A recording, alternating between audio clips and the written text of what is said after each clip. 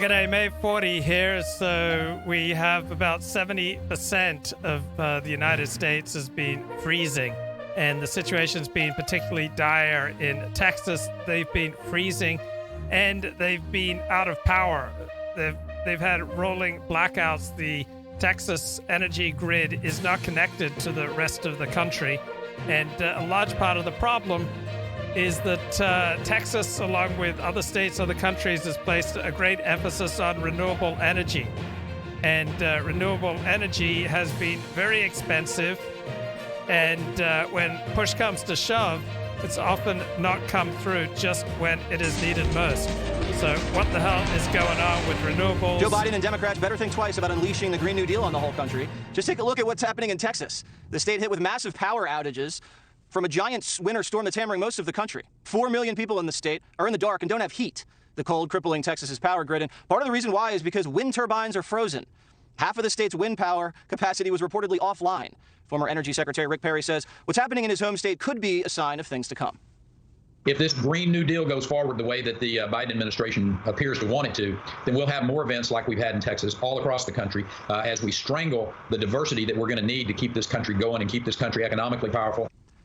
And the Wall Street Journal editorial board summing things up this way, quote, "Herein is the paradox of the left's climate agenda. The less we use fossil fuels, the more we need them. The Biden administration's plan to banish fossil fuels is a greater existential threat to Americans than climate change." All right, Dana, I know you read that editorial at 6 o'clock this morning, and it makes a great point. You have to have coal, you have to have nuclear as backup in the mix when something like this goes down. It's a tragic situation. 15 people have lost their lives, and that's just so far. When you don't have heat makes a great point. And you don't have any electricity in the middle of a winter snap like the cold snap like this, it's terrifying. Claire McCaskill, the former senator of Missouri, she tweeted Texans mocking them, saying, "Stay home to stay safe." And she was making fun of them basically because that was what she thinks that a lot of people in Texas did not do during COVID. Hey, so do you put too much emphasis on politics?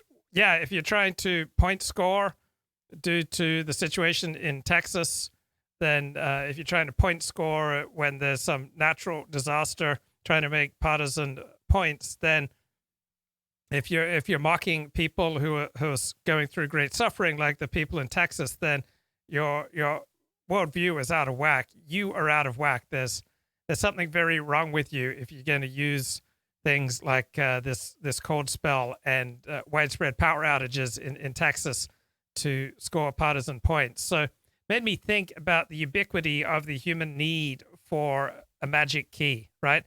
One perspective on life that unleashes everything. So when I was growing up as a Seventh-day Adventist, there was a widespread view in the church I was growing up in that the only saved people are Seventh-day Adventists, that 144,000 Seventh-day Adventists will be saved at the end of time, and pretty much everyone else will be cast off into a lake of fire, right?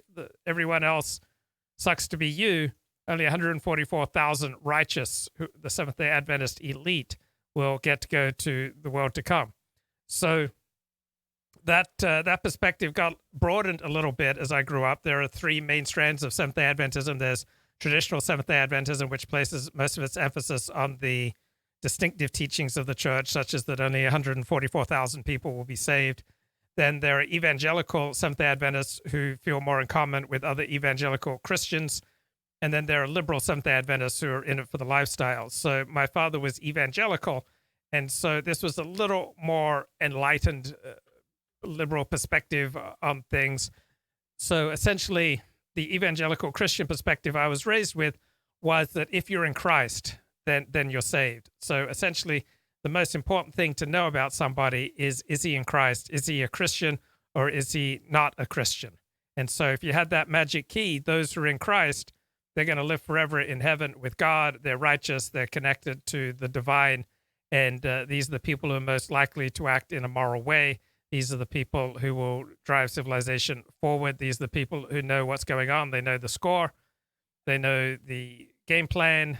They know the rules, right? To be a Christian is synonymous with being a good person. That's the upbringing that I had. Then I decided to jump into atheism at about age 18. And I was going to college, and I had this eloquent political science professor, Larry White, who is not a socialist, but he managed to articulate some socialist ideas in a compelling way. And so I thought, oh, what the heck? I've always been right wing. Let me embrace a Marxist perspective for a while. And I read like 50 books on Marxism, and I learned the rhetoric. And again, I had this magic key for unlocking how the world works. It was the means of production. Who controls the means of production? Marxism said, hey, we've got the magic key for understanding history, that societies move in certain inevitable patterns from primitive to feudal to capitalist and then socialist. That's the inevitable outcome of history. And so this was thrilling that, oh, wow, I had a magic key to unlock how the world works, how history works, how societies develop. Look, how old were you when you started celebrating your birthday? So birthdays weren't a big deal growing up in my Seventh-day Adventist home. I only recall one time when we celebrated Christmas, and that was when my secular sister came to town, and she insisted on celebrating Christmas sometime around, I think I was about age 13. So we didn't celebrate Christmas very much. Traditional Seventh-day Adventists don't tend to celebrate Christmas because they view it as pagan. So what about birthdays? Birthdays were not a big deal, but I mean, I'm sure I got small gifts and acknowledgement. I don't know, probably starting about age 5 or 6. Holly says, the Orthodox Church says something like, we know where God's grace is, but we don't know where it's not. God can have mercy upon whomever God has mercy. So if you read Mein Kampf, you can see that Hitler believes that he stumbled upon a magic key that explains why Germany lost World War I, that explains why Europe and Germany is in the mess that it's in. And the magic key is the Jewish question. So for many people on the alt-right, Jews are responsible for pretty close to 100% of problems in the world. So Age of Reason, he would say that Jews are responsible for pretty darn close, more than 99% of problems in the world. Eric Stryker would say that Jews are responsible for more than 99% of problems in the world. And so that made me think, what are left-wing versions of the JQ, right? So on the far right, the Jewish question has boiled down to, Jews responsible for most of the problems in the world. And so there are all these esoteric theories and ways of arguing that even in countries where there are very few Jews, such as Sweden or Switzerland, the Netherlands, Norway, Scandinavian region, Germany, that anything wrong with those countries is the fault of the Jews.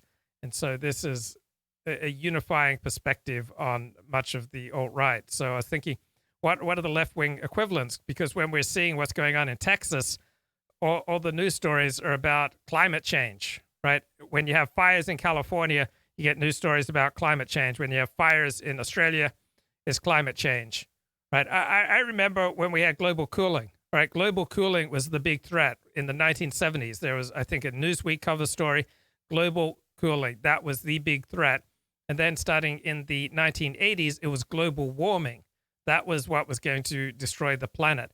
And then they got away from that around the aughts, and it became climate change. And you can't deny or refute climate change because obviously the climate is constantly changing. The climate has always changed. The climate is changing now. I have absolutely no doubt that the climate is changing now. And so it wouldn't surprise me if there are parts of the world that are steadily getting warmer over the past few decades. Now, in modern parlance, climate change as the overriding issue of our time doesn't just mean that the climate is changing, right? It's a euphemism for arguing that not only is the climate changing, but the change is overwhelmingly driven by things that human beings are doing, and it's going to lead to catastrophe unless we completely remake our economies and spend the equivalent of trillions of dollars, right? That's what climate change means. It doesn't mean literally climate change, the climate's changing. Obviously, the climate's constantly changing, but it invokes a whole conspiratorial worldview that we're facing cataclysm, we're facing end times, and unless we completely change the way we do things, that our planet is essentially going to just burn up. And that's what climate change means as a conspiracy theory, as a magic key that unites much of the left. To me, this is not funny. It's very troubling to look at what the future could bring. So Biden's climate agenda, Jesse, says that by 2035, we'd have 100% renewable energy. Like, I can actually see 2035 from my house. Like, it's not that far from here. I talked to a guy named Dan Turner over at Power of the Future. Just a couple of things to note. In 2009, coal-fired power plants generated nearly 37% of the Texas electricity. Wind was 6%. Since then, since 2009, 3 Texas coal-fired power plants have closed. Wind power has more than quadrupled as the transmission lines from the wind got into the urban areas. But in the same period, energy consumption rose by 20%. Because you have all these people that want to move to Texas because it's a better lifestyle, right? How many people, we've shown you how much it costs to get a one-way U-Haul. Kennedy must not like that answer. To get a one-way U-Haul from California to Texas Kennedy's is like $1,000. truck was powered by a wind turbine. I'm sorry about that, Kennedy. And Jesse, last night, did you see what happened when Rick Perry was on with Tucker Carlson? The power went out, and Tucker said, okay, you're proving my point. Like, as we sit here, I am for all sorts of different types of energy mixes. I like solar, great. Yeah. Wind, great. Like, have all of it. But the thing is that the wind doesn't always blow, the sun doesn't always shine, coal will burn. We're working on ways to do it more cleanly, but we're not going to get to 100% renewable by 2035. Fingers crossed for good weather. So I was having discussions on this channel a few days ago, and there are some people got the perspective that if anything's a chemical, then it's inferior to that which is natural. But everything that is natural is also composed of chemicals. It's not like, say, psycho drugs that's all completely distinct from nature. It simply takes elements of nature and rearranges them. So for some people, natural, that is what is healthy, that which is sacred, that which is good, and chemical, that which is, disgusting and evil and destructive. But it just doesn't stand up to any rational inquiry. There are tons of things that are natural and will kill you. At the same time, there are tons of things, tons of chemicals that unless certain people take them on a daily basis, they will die. So there's no inherent sacredness to that which is natural. And there's no inherent sacredness to, say, what is renewable fuels or wind turbine energy. All right, everything is a matter of what's the price you pay and what do you get. All right, but people on both the left and the right, they want to accord sacred status to certain things and kind of remove them from empirical investigation. It's not a sound policy. I agree with that. And you mentioned Claire McCaskill. Greg, I think someone else on NBC News said something pretty dopey about what's going on down in Texas. Let's roll the tape of Chuck Todd. The only upside here is I assume the cold weather motivates people to wear a mask because it's one extra layer on your face. Okay, Greg. He needs 4 layers on his face, 4 bags around his face. That was stupid. People say stupid things. I have said stupid things. But this is actually a reality check. Yep. The problem is, when it comes to green energy, the people that advocate for it, they don't like reality.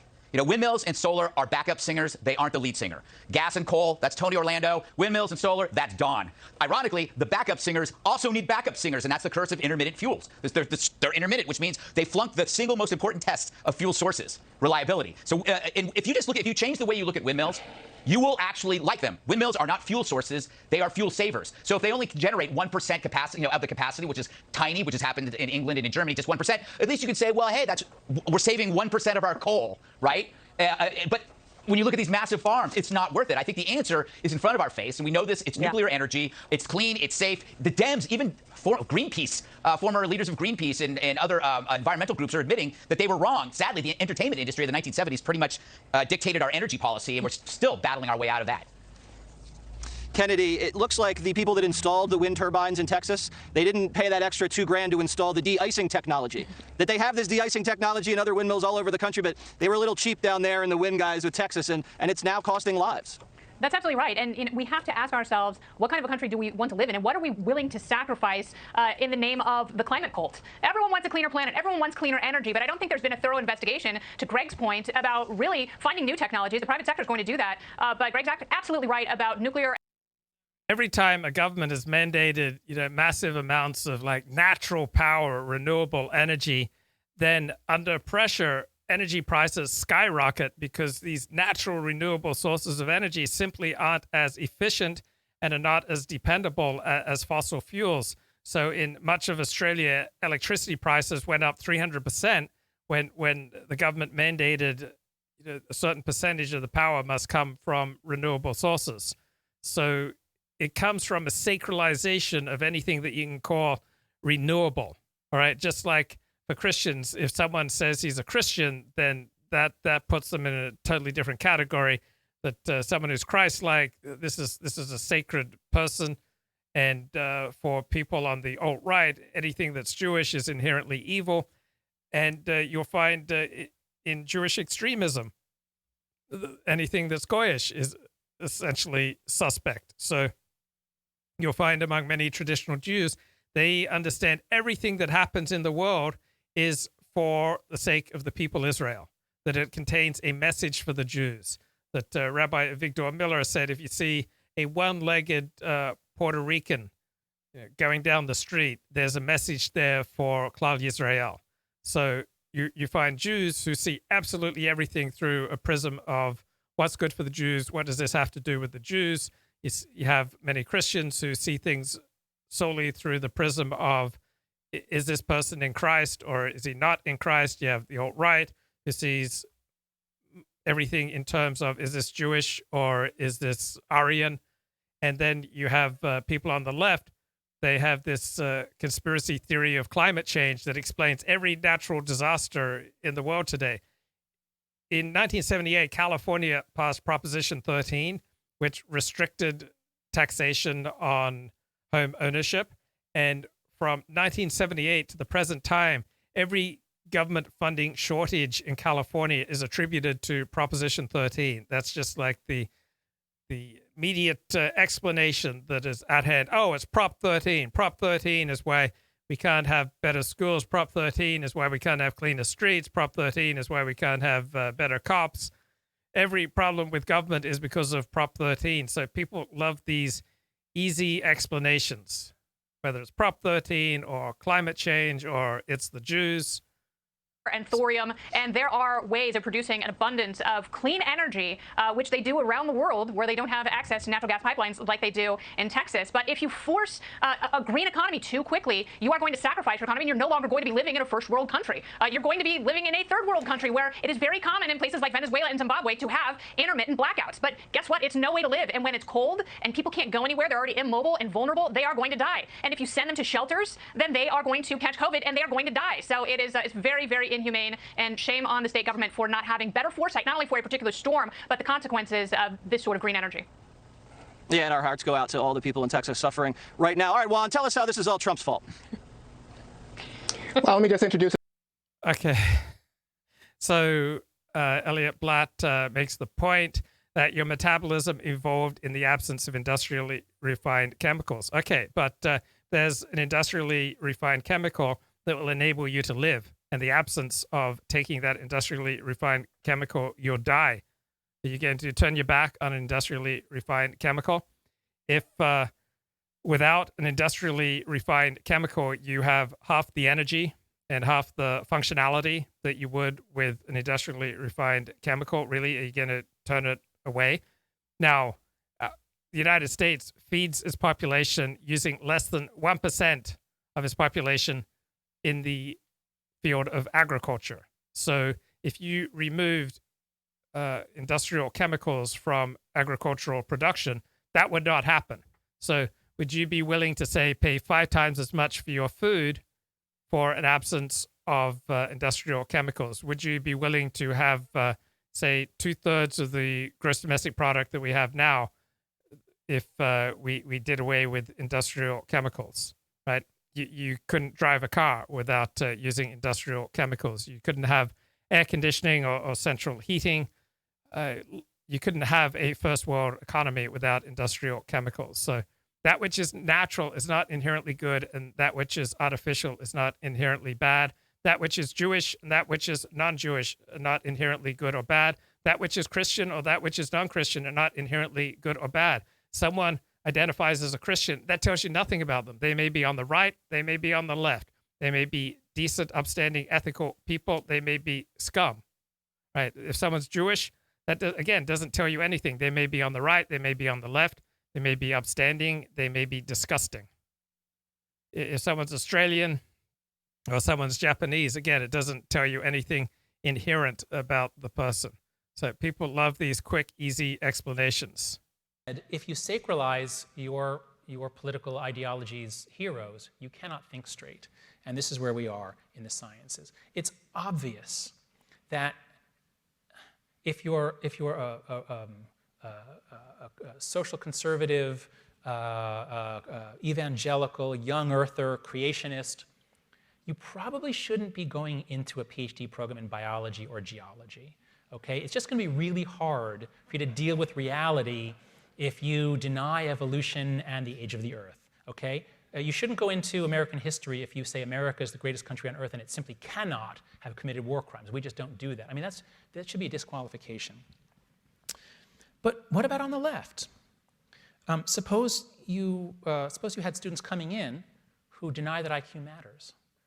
Not anymore, but for decades. It's just very uncomfortable because there are race differences in IQ. The general view is IQ is a bad test. It doesn't measure and it doesn't matter. We can't allow that IQ matters. Because IQ is heritable, we can't allow that heritability matters. Environment has to be everything. The left has always believed that environment can overcome everything else. So can you do social science if you deny heritability? You think everything is environment when it isn't? The left is full of sex difference deniers. Hormones are fine for other animals. Hormones affect behavior in other animals. But how sexist of you to suggest that male and female differences could in any way be due to the fact that they are exposed to different hormones prenatally. That just is ruled out of bounds. Now, it's not that the left denies evolution. That's fine for other animals. But evolutionary psychology? Well, that's almost sexist and racist. No, evolution didn't shape human beings. And last, the biggest area in my field is the study of stereotypes and prejudice. And it's an important social problem, but we try to solve it while not allowing anybody to even mention the largest cause of stereotypes and prejudice. There is a small research literature showing that the reason why people hold stereotypes is because they're accurate. Most stereotypes do correspond to some measurable, observable fact about the environment. Now, they're often misinterpretations. The stereotype often lingers long after the reality changes. So I'm not saying that stereotypes are perfectly accurate, but I'm saying a big part of the story is that people are really good at detecting differences between groups. We're intuitive Bayesians. We pick up frequencies. You can't stop the brain from doing this. So suppose you had a whole group of people coming into social psychology who were the equivalent of young Earth creationists, who say, I'm going to study stereotyping and prejudice, but I'm going to just rule in advance that there are no differences between groups. And now I'm going to study what's left. That's where we are. So my point is that all groups value the truth. Okay? Every ideological group believes it values the truth. All groups hold something sacred. And if you hold something sacred, then as I've said, no trade-offs, no nuance. That means that your sacred values are going to conflict with the truth. And when that happens, all groups are the same. They throw truth under the bus, and they go with their sacred values. And that's where we are. So I hope I've shown you that political homogeneity, now that we no longer have conservatives in some academic fields, it's a problem. It's bad for our science. We need to clean up our act. We talk a lot about the value of diversity. Intellectual diversity is the most important kind of diversity there could be. And I hope finally I've answered for you why it is that social justice has a bad name in much of the country. So how could anyone not want social justice? I'm not denying that selfishness and racism are part of it, but I'm saying that there are some valid moral objections. Why do conservatives distrust scientists, and especially social scientists? Well, there are some slight differences in need for cognition. There are some reasons why liberals will predominate. But a lot of the distrust, as I've shown you, is because there are objections to the politicization of science, especially the social sciences.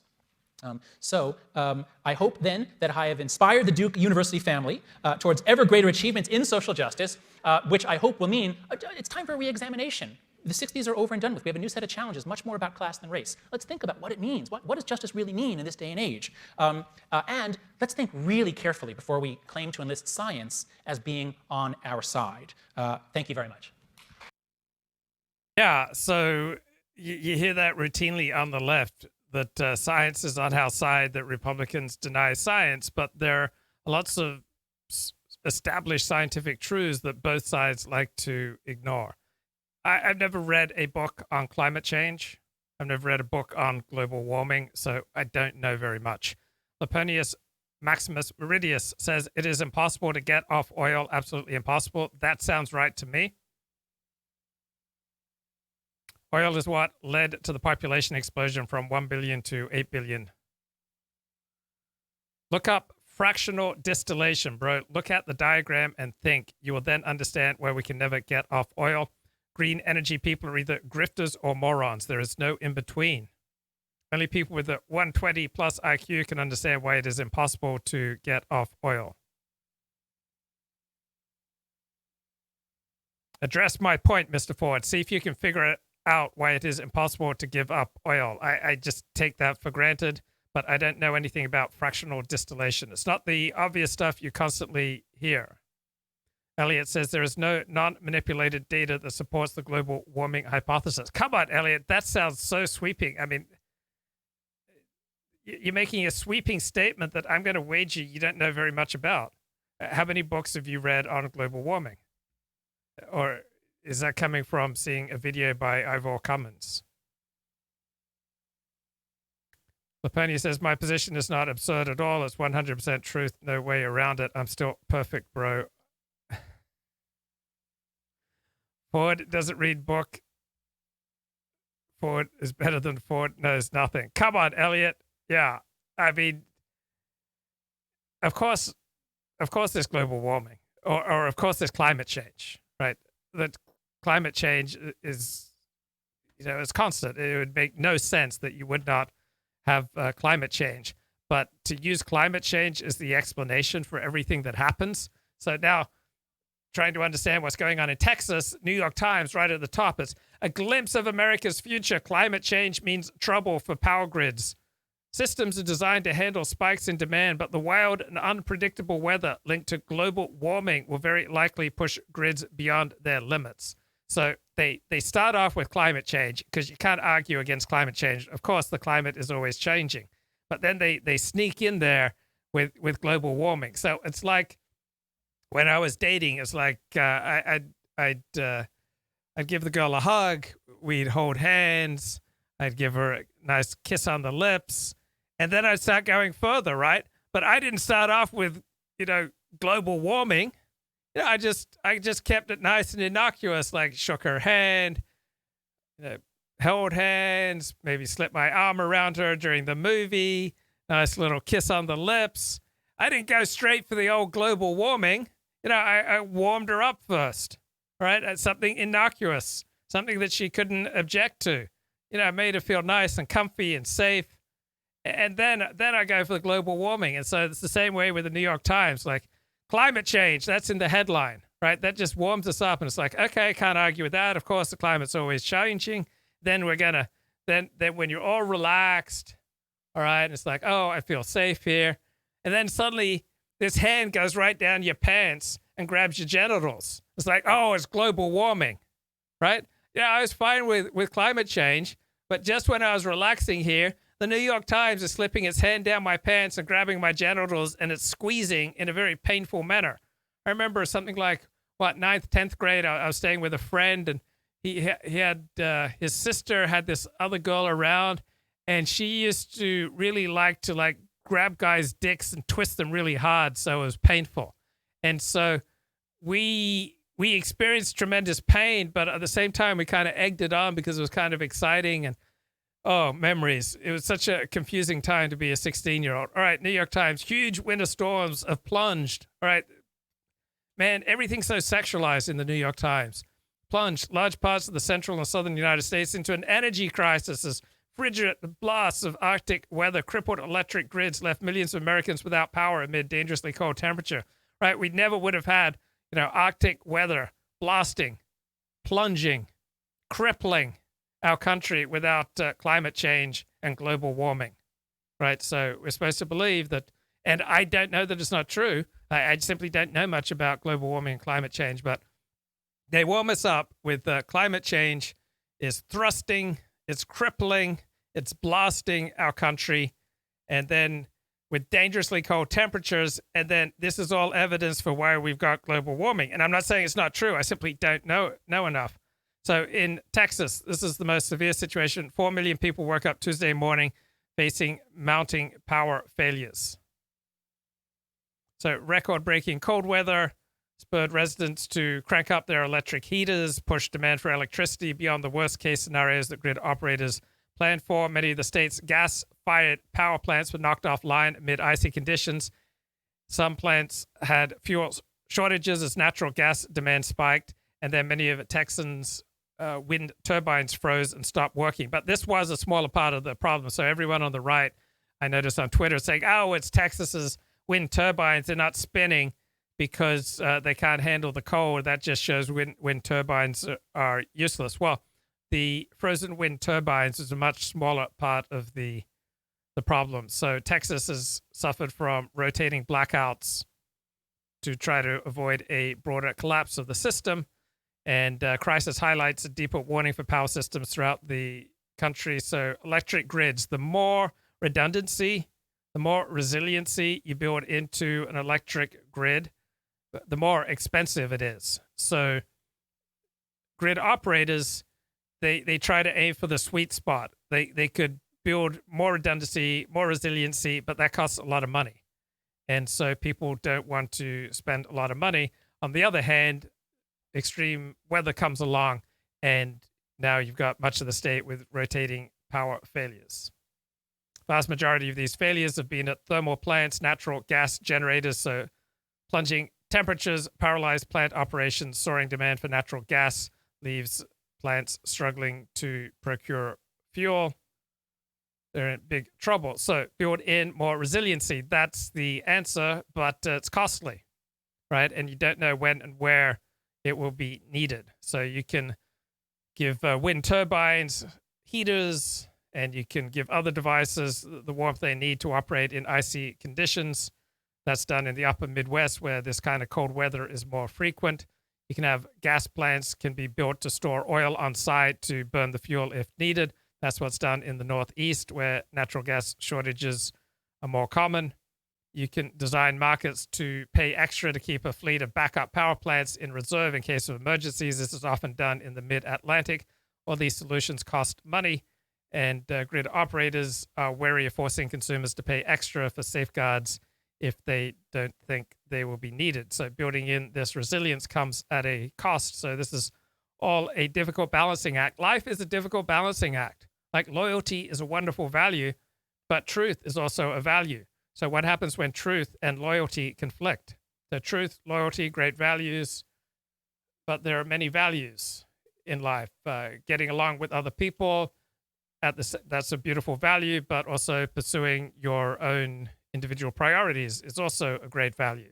So how does one handle one's desire for community, one's desire for relationships, and one's desire for pursuing one's own individual goals? All right, these are in constant conflict. So one of the great things I like about Judaism is that it recognizes that goals are constantly in conflict, that it's not like love, right, is the greatest goal. So I heard that a lot growing up in Christianity, and we live in a Christian country, so you often hear love extolled as the greatest value, but love's not the greatest value. Love is one value in a whole constellation of values. So New York Times says climate change is making it harder to prepare. So the United States is getting warmer as global temperatures rise, and cold weather extremes are becoming less common. But climate scientists say that global warming could paradoxically bring more winter storms. So they win every way. There are more extreme winter storms. That's just example of global warming, bro. So Arctic warming is weakening the jet stream, which usually holds back frigid polar vortexes. So that allows cold air to escape to the south. When a blast of additional warming strikes the stratosphere and deforms the vortex, so we get episodes of plunging temperatures, even in places that rarely get nipped by frost. So, but I want to know, how good are these climate scientists? So epidemiologists, for example, they are not our best and brightest, right? Epidemiology is not a high IQ profession. It does not attract people with the same IQ as those studying math or philosophy or biology or chemistry or banking or going on Wall Street, right? Epidemiology is among the various academic disciplines. It's more mediocre to low IQ. So what about these climate scientists who are telling us about that these sudden plunging, thrusting cold temperatures, these Arctic vortexes, they are all a result of global warming? Are they our best and brightest? I mean, how smart do you have to be to get a degree in climate science? Overman says, one day it snows and then all the low IQ riffraff come out of the wood work and claim that this is proof that there is no global warming. Exactly. I simply don't know enough. Green energy is a phenomenal grift worthy of respect.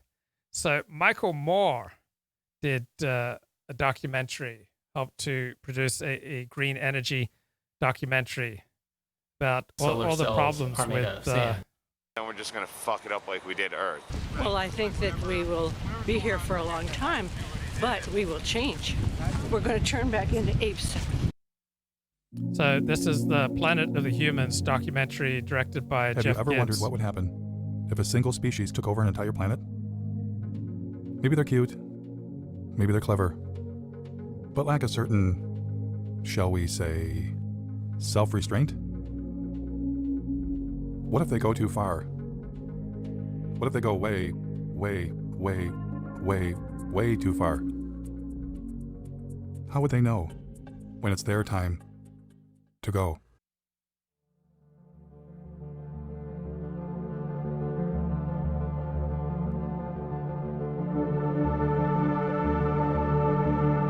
So the more the left uses science to beat up on conservatives, then the more obviously it seems politicized. And we see this with the reactions to COVID.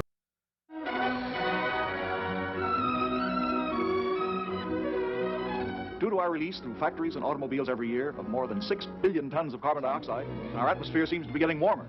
This is bad. Well, it's been calculated a few degrees rise in the Earth's temperature would melt the polar ice caps. Right, and then in the 1970s, cover story Newsweek talked about how we're heading into global cooling, and that was the big threat. And if this happens, an inland sea would fill a good portion of the Mississippi Valley. For in weather, we're not only dealing with forces of a far greater variety than even the atomic physicist encounters, but with life itself. So much of the response to COVID has been heavily politicized. We had the governor of New York City, Andrew Cuomo, was given an Emmy, and a lot of people thought, oh, he did such an amazing job with overseeing New York's response to COVID, but was it really such an amazing job? There's nothing to investigate there. COVID got into the nursing homes by staff walking into the nursing home. Anybody can bring it in. A delivery man brings it in.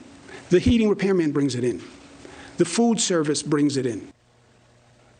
Dana, in my political experience, Democrats attacking Cuomo privately is a full-time sport in New York State. Now they're attacking him publicly over this controversy. I'm wondering if this is a preview of the 2022 Democratic gubernatorial primaries in New York. Well, I think that he thought he was going to cruise right into a fourth term as governor. Looking at 4 terms, oh, come on, now, exit stage left. I think that the Democrats realize that he has become a liability. They also feel like he has made them look culpable, because one of the things that you look in this timeline is that the governor's office finally responded to the Justice Department, but didn't give that same information to Democratic and state lawmakers, not just Democrats, but the state lawmakers who were asking for the same information until last week. So they're mad, and I think that they have a right to be. It would surprise me if Cuomo continues to try to run for a 4th term. I think that is donezo. Okay, so Kennedy, we're about 1 year into this pandemic, and I look at all the attention that Cuomo's getting right now, and I think, remember, he became a star with his daily briefings, his hands-on leadership. People were contrasting him to Trump. Do you think people are delighting in seeing his star fall 1 year in because he was such a high-profile personality at the start? No, I think they have grown tired of politicians who are lying to their faces while they don't have any real avenues for people to somehow help themselves from the virus. And, you know, he drove old people straight into the grave. And people realize that now. And it's not just Republicans who lost family members, it's Democrats too. And that's why you see people like Ron Kim in the state legislature in New York. He's a Democrat, and he's going after the governor because he knows that these policies resulted in loss of life for him personally and for people who live in the state of New York. And when Governor Cuomo doesn't respond and certainly doesn't offer an apology, it's just excuse after excuse, day after day. It's really confounding for people, and it's gross. And this is a person who has not only been a politician for a long time, he grew up in the privileged shadow of his father, who's also the governor of New York State. And for someone who's known politics so well and had such a high profile, to watch his political career crater like this in real time, this fast, is pretty stunning. Greg, so we're watching this, and what we know is that the Cuomo administration said, oh, they were under pressure because they thought the Trump Justice Department wanted the information for political purposes. But, I was thinking to myself, exactly what is the charge here? What is the criminal act that Cuomo is guilty of? It's a question a lot of people were asking when they were chasing Trump for 4 years. A mistake can be forgiven, especially with a novel virus. Even the experts were wrong. But what can't be forgiven is the arrogance and the ambivalence. and the media coverage that ignored all of this in favor of lavish praise. So from the start, you had the flippancy of the governor who was feeding off all of this adulation, right? So what? They're already dead. Those were his words. Then, if you want to talk about the crime, you got the cover-up in order to shield themselves from political fallout. So I would call that probably a crime. I will say that along with that, though, the media deserves a lot of this blame for being kind of the PR arm initially while this was happening. And they kind of like just assumed, well, you have to break a lot of eggs when you're making an omelet, except this omelet really, really sucks. And the one thing I want to bring up that I forgot about yesterday, the blackboard with the talking points that went along with his speech as though we were a bunch of knuckleheads. And even the talking points, some of them were just like asides. Like he said he would trust Dr. Zucker with his mother. That was a talking point on the chalkboard. And I'm like going, I can't even say what I was about to say because then I would have to be sent home for a week. But what a jerk. How's that? All right, so Jesse, as we're talking about Florida and California have essentially the same COVID-19 statistics. California has actually done worse than Florida. Florida did not shut down.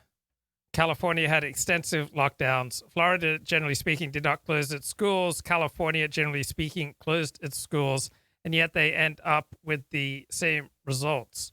Now, I don't think that's the end story because there may be other factors. Now, Florida has a much larger elderly population, something like 21% of Florida's population is over 65 compared to 15% for California.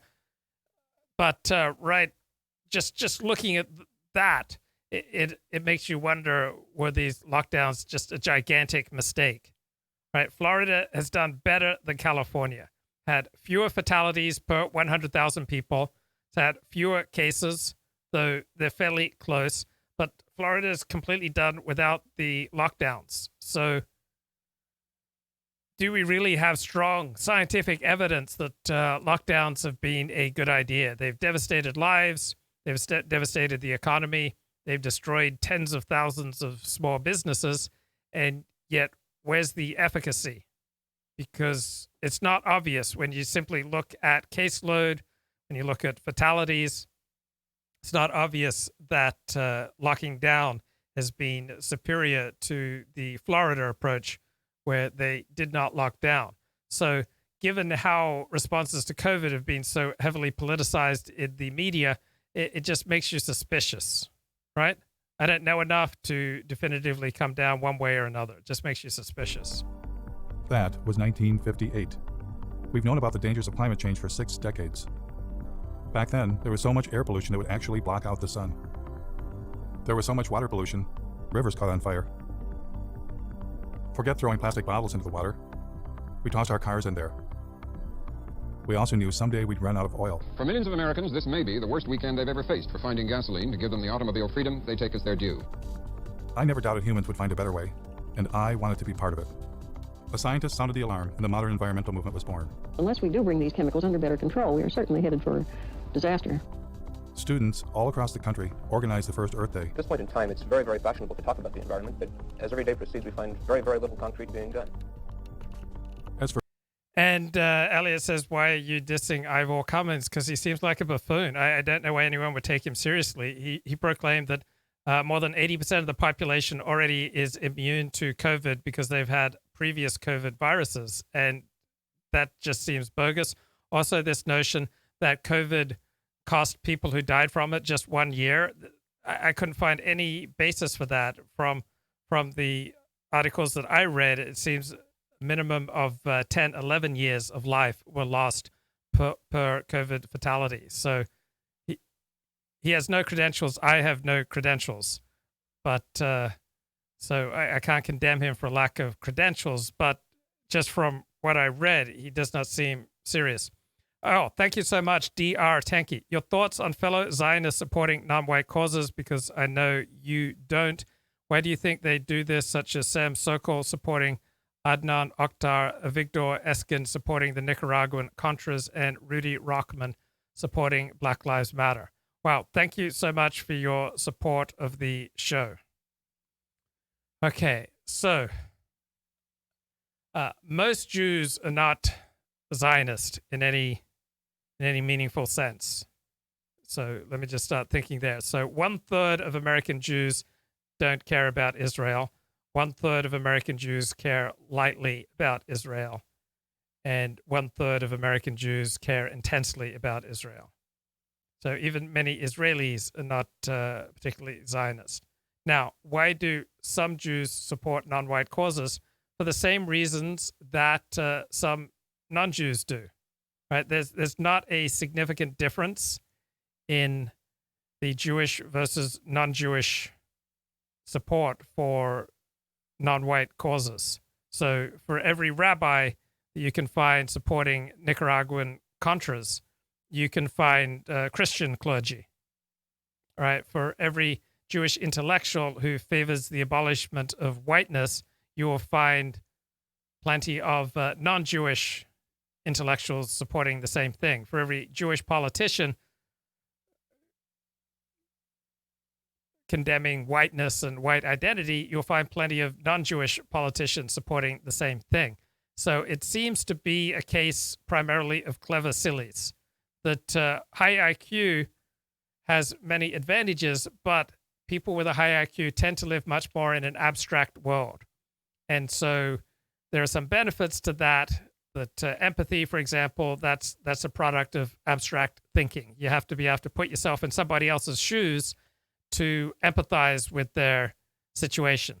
But it can easily go awry. So, for example, the early settlers of New Zealand had a lot of people with quite radical empathy. So not Jewish, but they would wonder, why is it okay that I care more about my children than the children of strangers on the other side of the world?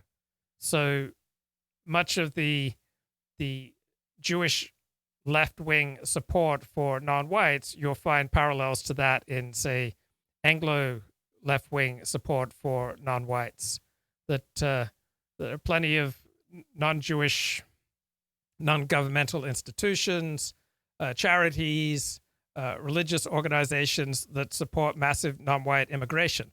So there's no difference in the type of politics and immigration policy that Jewish groups support and Christian groups support. There are no Christian groups of any size and meaning, to the best of my knowledge, that lobby against non-white immigration, right? So Christian groups support massive non-white immigration into the West, and Jewish groups support the same. So let me have a look here. So I don't know anything about Sam Sokol, Victor Eskin, and Rudy Rockman, but plenty of non-Jews support Black Lives Matter, plenty of non-Jews support Nicaraguan Contras, and so I just don't see a significant difference between Jewish and non-Jewish support for non-white causes. So people with high IQs more likely to live in an abstract world, and often they can seize on abstract causes that are far removed from themselves. So often people who are high IQ, they like that which is different. They like the exotic, right? So when you just watch an ad, all right, an ad with a mixed race couple, a black and a white, is much more attention grabbing than an ad showing a couple of the same race. So it's often said that Jews and blacks, that they've teamed up politically, but you really can't find two groups who are lead more separate lives in the United States than Ashkenazi Jews and African Americans. So you have a tiny number of Jewish elites who teamed up with a tiny number of black elites to grab media attention because it was so weird. It's kind of a man bites dog story, because you got two groups who have very little to do with each other. Now you've got a few members of a Jewish elite and a few members of a black elite who team up and say, we want to remake American society, we want to remake laws, we want to remake politics, and it's attention grabbing because it's essentially a man bites dog story. But Jews who take Judaism the most seriously have the least to do with any civil rights legislation. So Brooklyn Orthodox Jews don't really care much about civil rights legislation. The Jews who do get deeply involved in pushing for black causes or for civil rights, they tend to be the Jews who have the least to do with Judaism. So the Southern Civil Rights Movement, that was not Orthodox Jews, that was not traditional Jews. It was Jews who are the most disconnected from Judaism. So those Jews who are the most supportive of building a wall on America's southern border, most likely to vote for Donald Trump, those are actually the American Jews most likely to be Zionists. And those Jews who are most opposed to building a wall, most opposed to immigration restriction to the United States, they are likely to be the least Zionist. Luke, the observation you made of Florida versus California is identical to Ivor's main point. I'm sure Ivor makes a lot of good points. It just seems like he made some really stupid ones. So you're saying they support these causes to fit it? No, there's a phenomenon of clever sillies. Like, a lot of really smart people live in an abstract world, and that can have wonderful results, but it can also have ridiculous and evil results, because when you live in an abstract world, you're more likely to get disconnected from reality. So only someone who's very intelligent, lives in an abstract world, could come up with a system as horrifying as communism. And so many people who live in an abstract world, they come up with all these sort of ridiculous woke schemes or policies that are just completely disconnected from reality. So approximately 40% of Americans with a genius level IQ, with an IQ over 145, are Ashkenazi Jews. So Ashkenazi Jews are going to be particularly susceptible to some ridiculous causes. Now, this high IQ component also comes with many positive factors. They are much more likely to have very low crime rates. They're much more likely to develop innovations in science and in business. They're much more likely to pay far more into the tax base than they take out in social welfare spending. They're much more likely to lead relatively stable lives. But there's also a downside to high IQ. So the people who created Twitter, the people who created the internet, people who created social media were, generally speaking, quite high IQ. And these innovations, I believe, overall have been a good thing. But it also comes with a cost, that because they live so much in an abstract world, they are particularly susceptible to believing in silly things, such as the woke ideology. For me, you might say I was an early environmentalist. When I was 9 years old, a bulldozer began knocking down the woods near my home. I retaliated by putting sand in its gas tank. When I grew up, I became a tree hugger and moved to the wilds of northern Michigan to build a sustainable homestead and commune with nature. I wired my cabin for solar panels and heated with wood instead of fossil fuels. I wrote about sustainable living and environmental issues for the Mother Earth News and several news outlets. I traveled the country documenting invasive species, ecosystem collapse, and species threatened with extinction.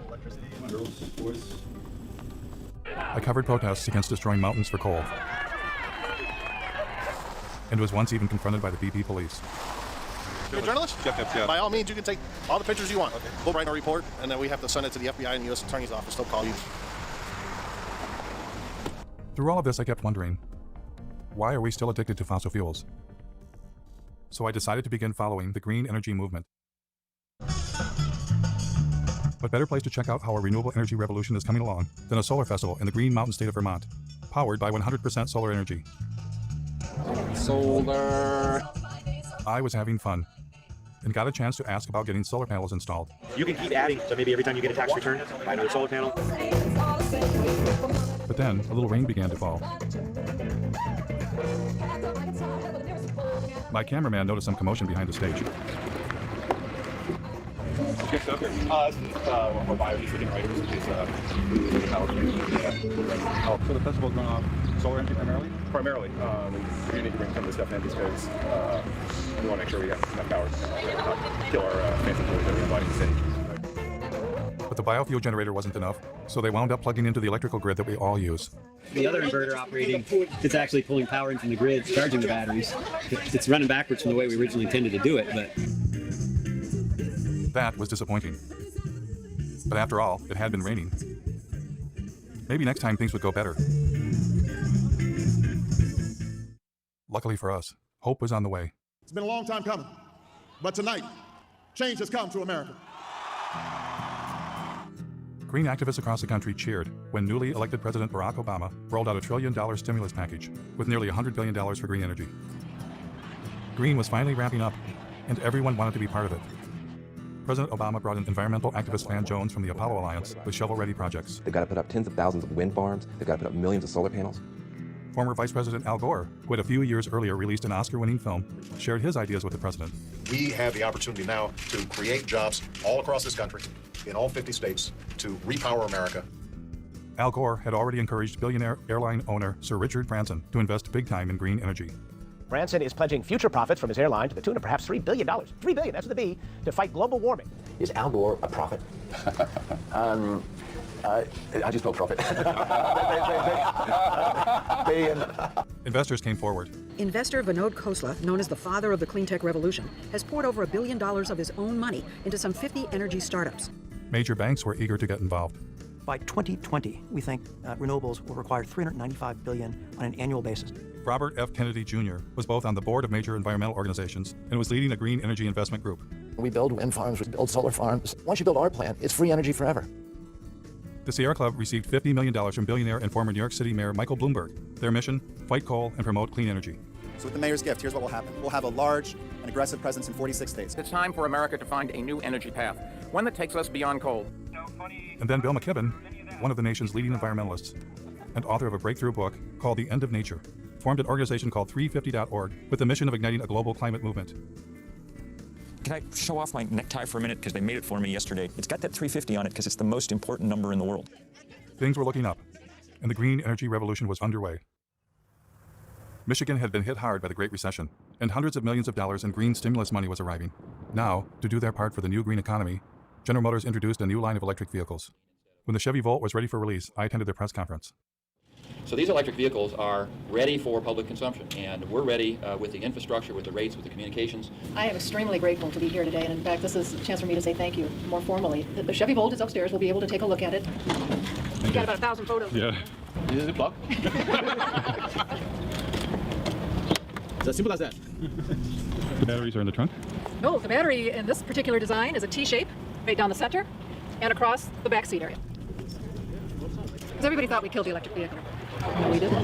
It's alive and well.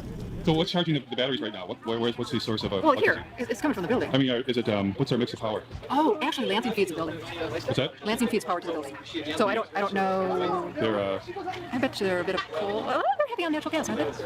right now the car's charging off of your grid? Right. It would be charging off our grid, which is about 95% coal. How long do you think it'll be before there's a solar and wind powered grid? Oh, golly. To suggest that all of the power used for these cars will be generated from wind and solar in the very near future would not be correct. In fact, we're talking about charging these up at night, so there won't be any solar at that time. So we're down to wind, and very often at night the wind does fall off. So I don't think coal is bad. The what? Mountain top removal. Oh yeah. It's got lovely BTUs. It's got lovely energy value. How do you burn it more cleanly? I mean, do you see natural gas getting bashed? Well, we will be delivering. Right. So a lot of this natural renewable energy is just a lie. It's an absolute lie. So I want to get back to the super chat. So many non-Jewish politicians also look forward to the day when the United States has no majority race. Bill Clinton has said that. The U.S. Army's Chief of Staff General George Casey said he believes the strength of our army comes from our diversity. So neither Clinton or Casey are Jewish. Joschka Fischer, former foreign minister and vice chancellor of Germany, says this country should be contained from outside and heterogenized from the inside by influx, diluted, so to speak. Not Jewish. John Gorton, former Prime Minister of Australia, says if we build up gradually inside Australia a proportion of people without white skins, then there will be a complete lack of consciousness that it is being built up. We will then have a multiracial country without racial tensions, perhaps the first in the world. So Australia's major political parties essentially took immigration off the table as far as politics. There's a governing multicultural consensus since the 1970s.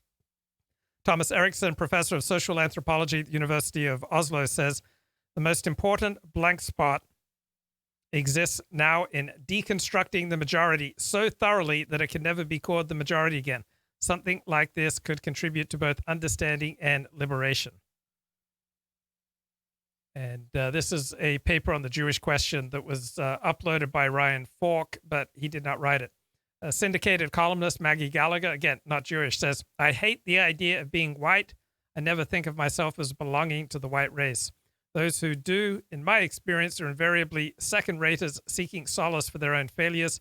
I can think of few things more degrading than being proud to be white. Peter Sutherland, not Jewish, former Attorney General of Ireland and the UN Special Representative for International Migration. He says the United States, Australia, and New Zealand are migrant societies, and therefore they can accommodate more readily those from other backgrounds than we do ourselves, who still nurse a sense of our homogeneity and difference from others. That's precisely what the European Union should be doing its best to undermine. So I don't think it makes sense to single out Jews for special criticism for anti-white vitriol when it's no more common among Jewish intellectuals than non-Jewish intellectuals. So this is a Michael Moore documentary on the ludicrousness of green energy. Power based on natural gas very shortly. And even with that mix, we intend to use biofuels if we can. Well, the environmental groups are extremely supportive. We did install the state's largest solar array at my company, the Board of Water and Light. It's just down the street from here, a few miles if you want to take a look at it. What outfit are you with? New World Media. We're doing a segment on renewable energy. Oh, excuse me. Okay, sorry. Thanks. I decided to take him up on his offer to check out their football field-sized solar array right down the street. What we're trying to do with this kind of a tour is get a sense for what they've already done as an indication of what we can do to push the envelope even further.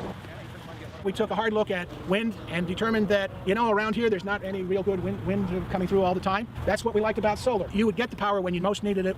Pass these around, look at them. They are pliable. Made in Michigan, that was another good thing. Although the efficiency of these panels is only about just under 8%. If you happen to be NASA and you happen to own a rover running around Mars, they have very efficient panels. But we can't afford those at about $1 million a square inch. How many homes would this array provide electricity? The standard answer that we tell everybody is we're providing enough to meet the peak requirements of 50 homes. However, for most of the people that look at it a little bit closer, we generate about 64,000 kilowatt hours a year. Our average customer uses about 6,000 kilowatt hours a year. 6,000 into 64 is just a little over 10. We can meet the energy requirements for 10 homes over a year. Will that be an incentive to put more solar on? And Laponius Meridius Maximus says, I think Luke Ford does not understand high IQ. A fast mouth does not equal high IQ. Well, generally speaking, speaking rapidly does indicate a higher IQ. Now, I know that Muhammad Ali spoke rapidly and he was illiterate and tested an IQ of 78, so it's not universal. They're just well-educated carnival barkers. Well, you can't attain certain levels of education without having an above-average IQ. So I think the hundreds of hours that I've spent in studying IQ has enabled me to have a certain grasp of some basics. Well, if you wanted to make all of the energy required for the city of Lansing over a year, well, how about you'd have a solar array that was 3 miles by 5 miles. Right, but we're not going to do that. But I mean, what would My friend from the Sierra Club wanted him to be more positive, but he was not interested. As a consequence of the big push for green energy, wind farms were rising around the nation, including near my home in northern Michigan. We've done coal and nuclear for years. We've been trying to get in more into the renewable side. These are the largest in Michigan. I think it's 482 foot total. How many yards of concrete? There's 800 yards of concrete in the base, right around 140 tons of resteel. What are the blades made out of? That's all fiberglass and balsam. They're about 36,000 pounds apiece. This tower will weigh 800,000 pounds when we're done. Then the cell is 220,000 pounds, and the hub and rotor assembly is another 160. It's pretty substantial. They were impressive machines. But is it possible for machines made by industrial civilization to save us from industrial civilization?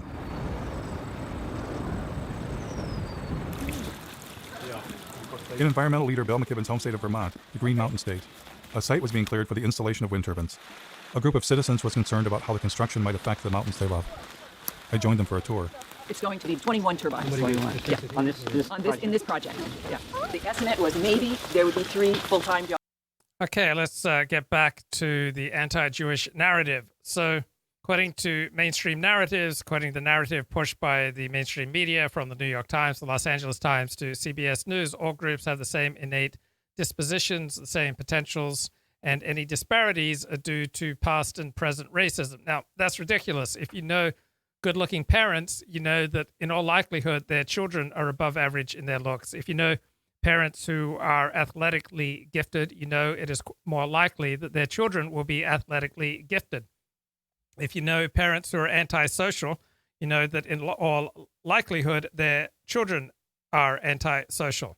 If you know smart parents, you know that generally speaking, their children will be above average in intelligence. Traits have a genetic basis, including traits for intelligence. It's just as obvious as the nose on your face. Smart parents overwhelmingly have children who are above average in intelligence. Athletic parents overwhelmingly have children who are above average in athletic skill. Musically gifted parents overwhelmingly have children who are above average in musical skills. So our personality, our intelligence, our tendency to be extroverted or introverted, and even our politics tends to be strongly genetically based. Now, Kevin MacDonald will argue, the evolutionary psychologist, that Jews have all these genetic adaptations, including high intelligence and ethnocentrism, cultural practices that lead them to undermine Gentile society to advance their own genetic and evolutionary interests. And he says that Jewish intellectual movements, in particular, have weakened white identity and culture while preserving Jewish identity and separatism.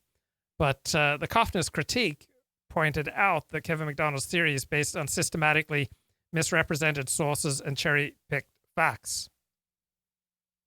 Now, there were three key claims by Kevin MacDonald that Nathan Kofner did not address in his critique because there was a word limit. So one claim was that Jews are highly ethnocentric, another that liberal Jews hypocritically advocate liberal multiculturalism for Gentile countries, but racial purity and separatism for Jews in Israel, and C, that Jews are responsible for liberalism and for mass immigration to the United States. Now, these claims are simply not supported by the facts.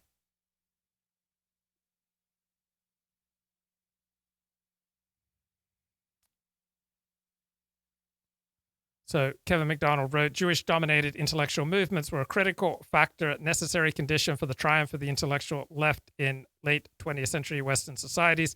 Individuals who strongly identified as Jews have been the main motivating force between several highly influential intellectual movements that have simultaneously subjected Gentile culture to radical criticism and allowed for the continuity of Jewish identification. Now, one thing that Kevin failed to do in his Jewish trilogy was to provide evidence that these left-wing Jewish intellectuals strongly identified as Jewish.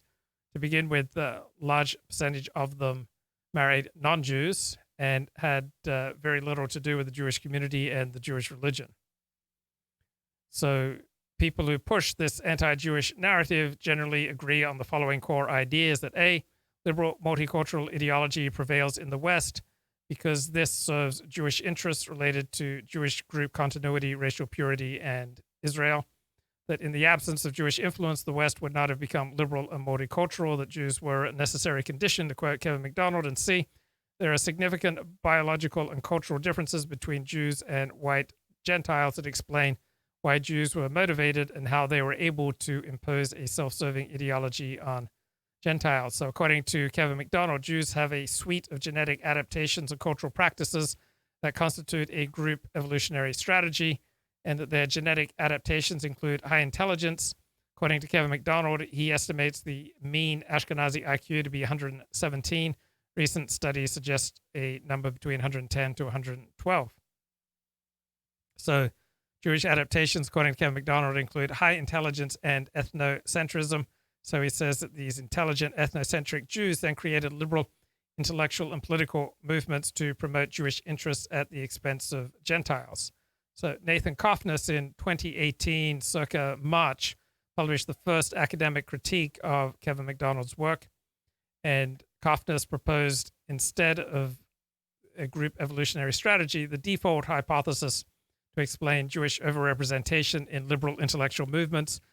He said Jews are overrepresented in all intellectual movements and activities that are not overtly anti-Jewish because they have high mean IQs.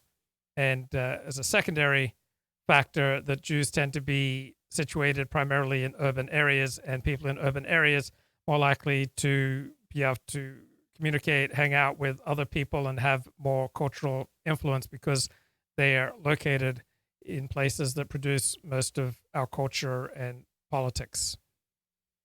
So Jewish involvement in politics has overwhelmingly skewed left because historically, for the last 200 years, right-wing movements in Europe and the United States have been much more likely to be overtly anti-Jewish. But Jews are also overrepresented in the leadership of non-anti-Jewish right-wing movements. So one single factor explains Jewish overrepresentation to a factor of about 70%, and that's just simply high Jewish mean IQs, Ashkenazi IQs. This explains why Jews are dominant in mathematics, medicine, chess, and why they are often leaders of political movements with violently opposing aims.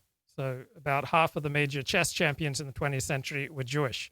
You don't get to be a chess champion because of nepotism or ethnic group strategy. There have been many socialist leaders who have been Jewish, but many of the most prominent libertarian leaders have been Jewish too, such as Milton Friedman, Ludwig von Mises, Nozick, Rand, Murray Rothbard. Anti-Defamation League leads the charge to censor politically incorrect speech, but the most prominent pro-free speech organizations in the United States, such as the Foundation for Individual Rights and Education, FIRE, was founded by two Jews, Alan Charles Kors and Harvey Silvergate. Right-wing movements in the 20th century were disproportionately anti-Jewish, so it's not a surprise that Jews are less well represented in leadership positions on the right. Now, Jewish intellectuals overall have not been particularly concerned with their ethnic interests as opposed to Gentile intellectual interests, genetic interests.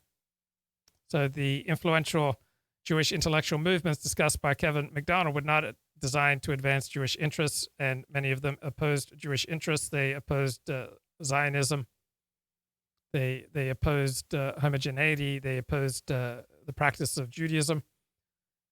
So what are the roots of the modern left? Well, they go way back in European history, and the influence of non-Jewish intellectuals and activists is more than sufficient to drive recent political trends. So people like Sigmund Freud, Franz Boas, the Frankfurt School theorists, there's no evidence that these people strongly identified as Jews, that they practiced traditional Judaism, and that they saw their work as furthering specific Jewish agendas. Now, they may have condemned the Holocaust, but you don't have to be Jewish to be appalled at the Holocaust. And many of these leading left-wing Jewish intellectuals opposed Jewish interests, as Kevin McDonald conceived them, because they advocated open borders for Israel. They called for the dissolution of the Jewish community. They called for the dissolution of the Jewish state, and so on. So are Jews particularly ethnocentric? Do liberal Jews hypocritically advocate multiculturalism and mass immigration for Gentile countries, but racial purity and separatism for Jews in Israel? And are Jews responsible for liberalism and mass immigration? If the goal is to try to make Vermont a leader in climate change, I appreciate looking to the sky in the hopes that we can do that. But more importantly, I'm personally looking at the ground thinking this is not the kind of legacy I want to leave to my kids. When I was a kid, we'd go hiking in these woods. We would be able to drink from the waters down the hill here, and now you have to question that. And how long are these towers supposed to last? 20-something years. I know. It's just, oh, wait a minute. You're it's a kidding me. nanosecond. 20 years? Oh, it's a nanosecond in the time of energy. Does anybody consider that this is mountaintop removal for wind instead of coal? Yeah, and we've even had people say if you can do mountaintop removal. And a question in the chat, did Einstein invent the atomic bomb or contribute to its development in any way? So he did not invent the atomic bomb. I don't know if he made any contribution to its development. In Kentucky and West Virginia for coal, then it's about time that the rest of the country shared in mountaintop removal too. Hello. You think I'll move back? The thing is you've got to have a fossil fuel power plant backing it up and idling 100% of the time. Because if you cycle up or cycle down as the demand on the wind comes through, then you actually generate a bigger carbon footprint than if you just ran it straight. Do you ever go to things where they just go, well, that's not true, it doesn't matter, we're going to have a smart grid? It doesn't make any difference. You still got to have it idling, because let's just say the wind stopped right now. Just stopped for an hour. You've got to have that power. What do you do? I'm a environmental health and safety consultant. I usually work with businesses to help them do things, but I would never work with scum like this. You didn't get me on camera doing this, did you?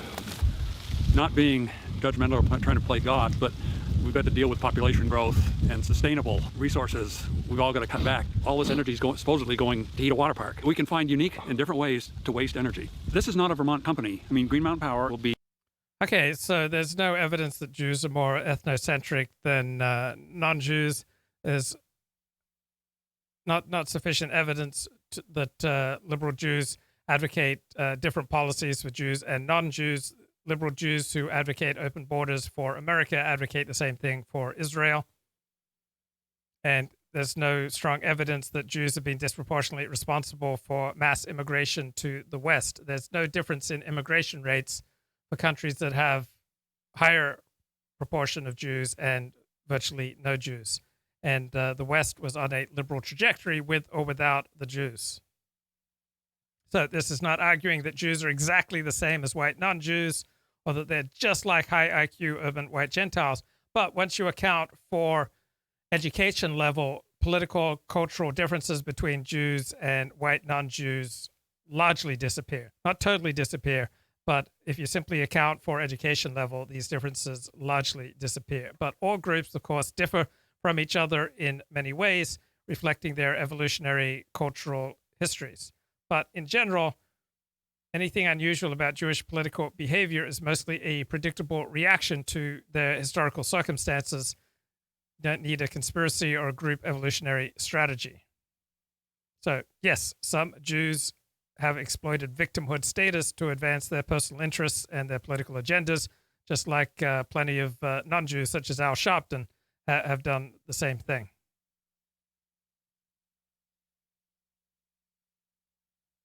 Bought out by Gaz Metro. And Gaz Metro is owned by Enbridge, as I understand it, which is a big company, resource company in Canada, which is exploiting the tar sands that wants to build the XL pipeline. Still, we don't know the whole story. Have you asked Mr. McKibben to come see that? He thinks anything renewable is good. Yeah. That's what I've heard people say.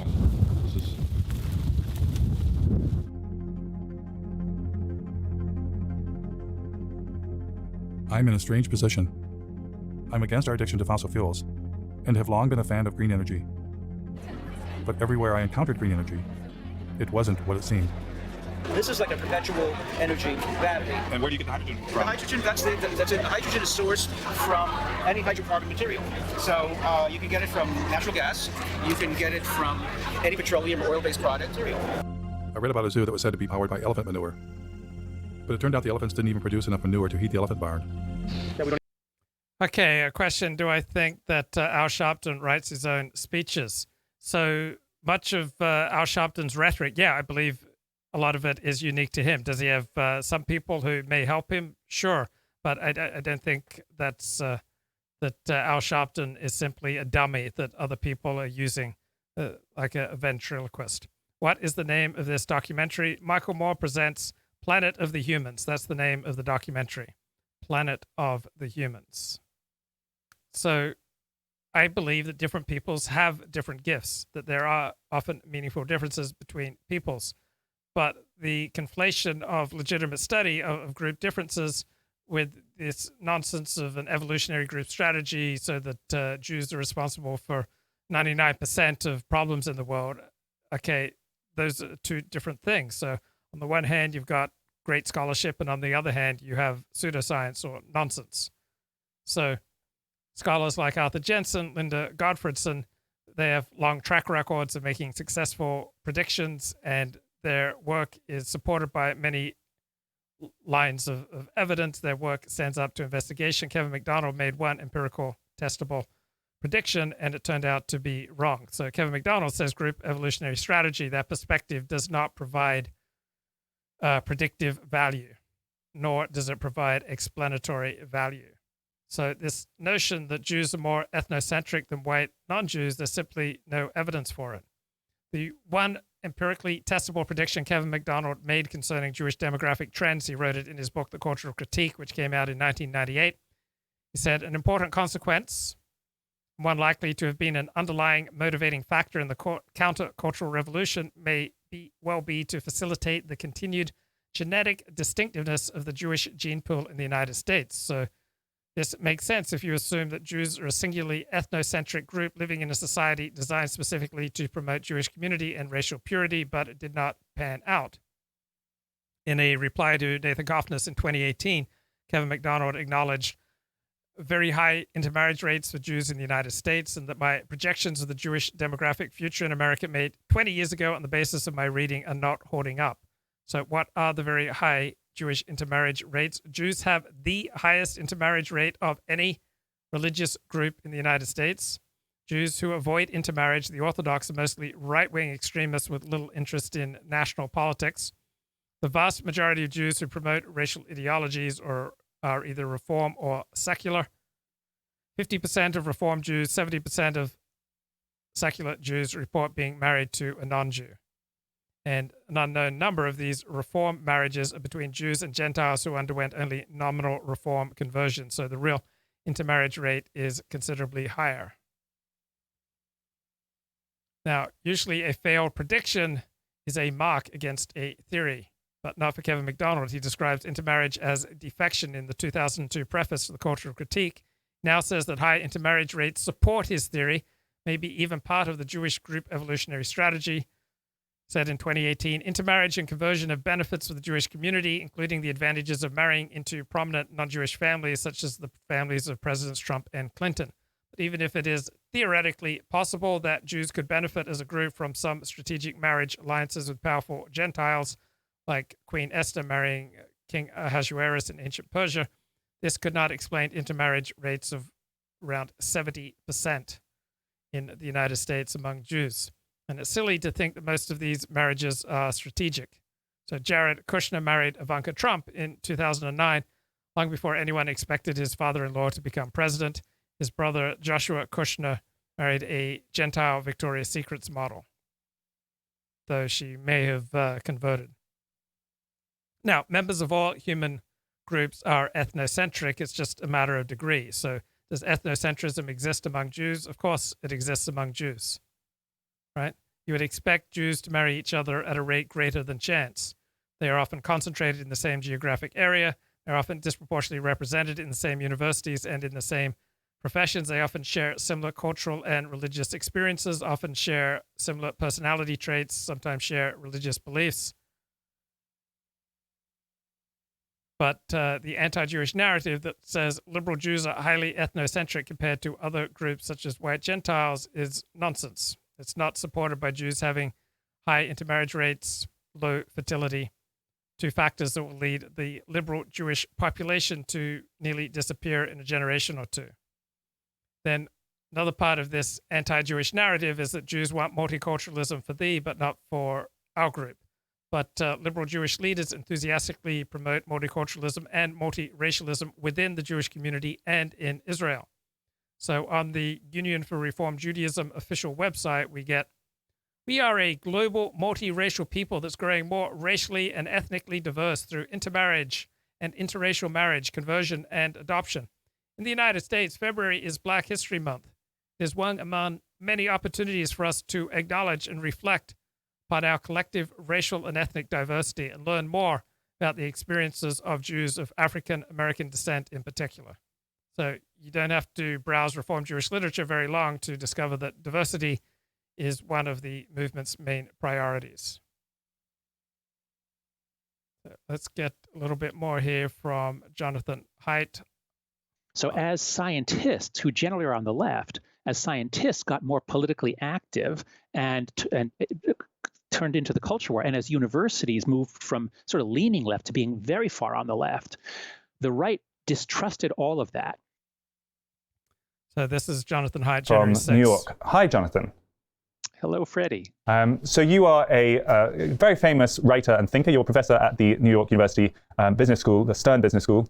And your books over the years have really kind of led the way in the field of moral psychology. So that is understanding people's motivations, including in the realm of politics, by their moral intuitions. I thought perhaps if we could start with your famous book, The Righteous Mind, which was 2012, I believe, and pretty much look at how those principles have shifted over the years. So I studied moral psychology, and originally in graduate school, I studied how morality varies across cultures and nations. But by the 1990s and early 2000s, it was clear that in the United States, left and right were as different countries. We lived in different moral worlds. We had different history textbooks, different economics textbooks, different U.S. Constitution, and rising cross-party hate. And so I began to study that. At the time, I've always voted Democratic. At the time, I was much more identified as a liberal Democrat, and I wanted to help the Democrats stop losing because they kept losing elections that they should have won. So that's why I began writing about the moral psychology that leads people to be either on the left or the right, and that turned into The Righteous Mind. But by the time I finished the book, I wasn't such a partisan anymore, and I really wanted to help people understand each other across the divide. And so I tried to write a much more even-handed, fair, open-minded. I actually revisited it just before coming on with you today, and we've actually got a little slide that we could put up, and I wonder if you could. Okay, we'll come back to Jonathan Haidt in a minute. Here's another very thoughtful thinker, Southern Dingo. Friends, look, man. If you talk shit about me, I'm gonna come at you hard. I'm gonna come at you with everything. All right, everything, and it's all legal. If you don't want to beef with me, don't come at me. Right? Like I don't give a fuck. Nothing's sacred to me other than Christ and the saints and all that. But if you're gonna come at me, try to talk shit about me, try to denigrate me, I don't give a fuck if you're Nicaraguan. I will make you feel like shit for it.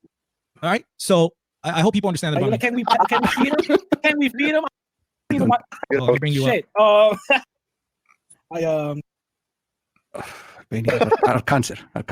These fucking Albanians, these Albanians have a huge. They evolved in nature genetically. Oh, you guys, sorry about that. Let me just bring you. Okay, here we are.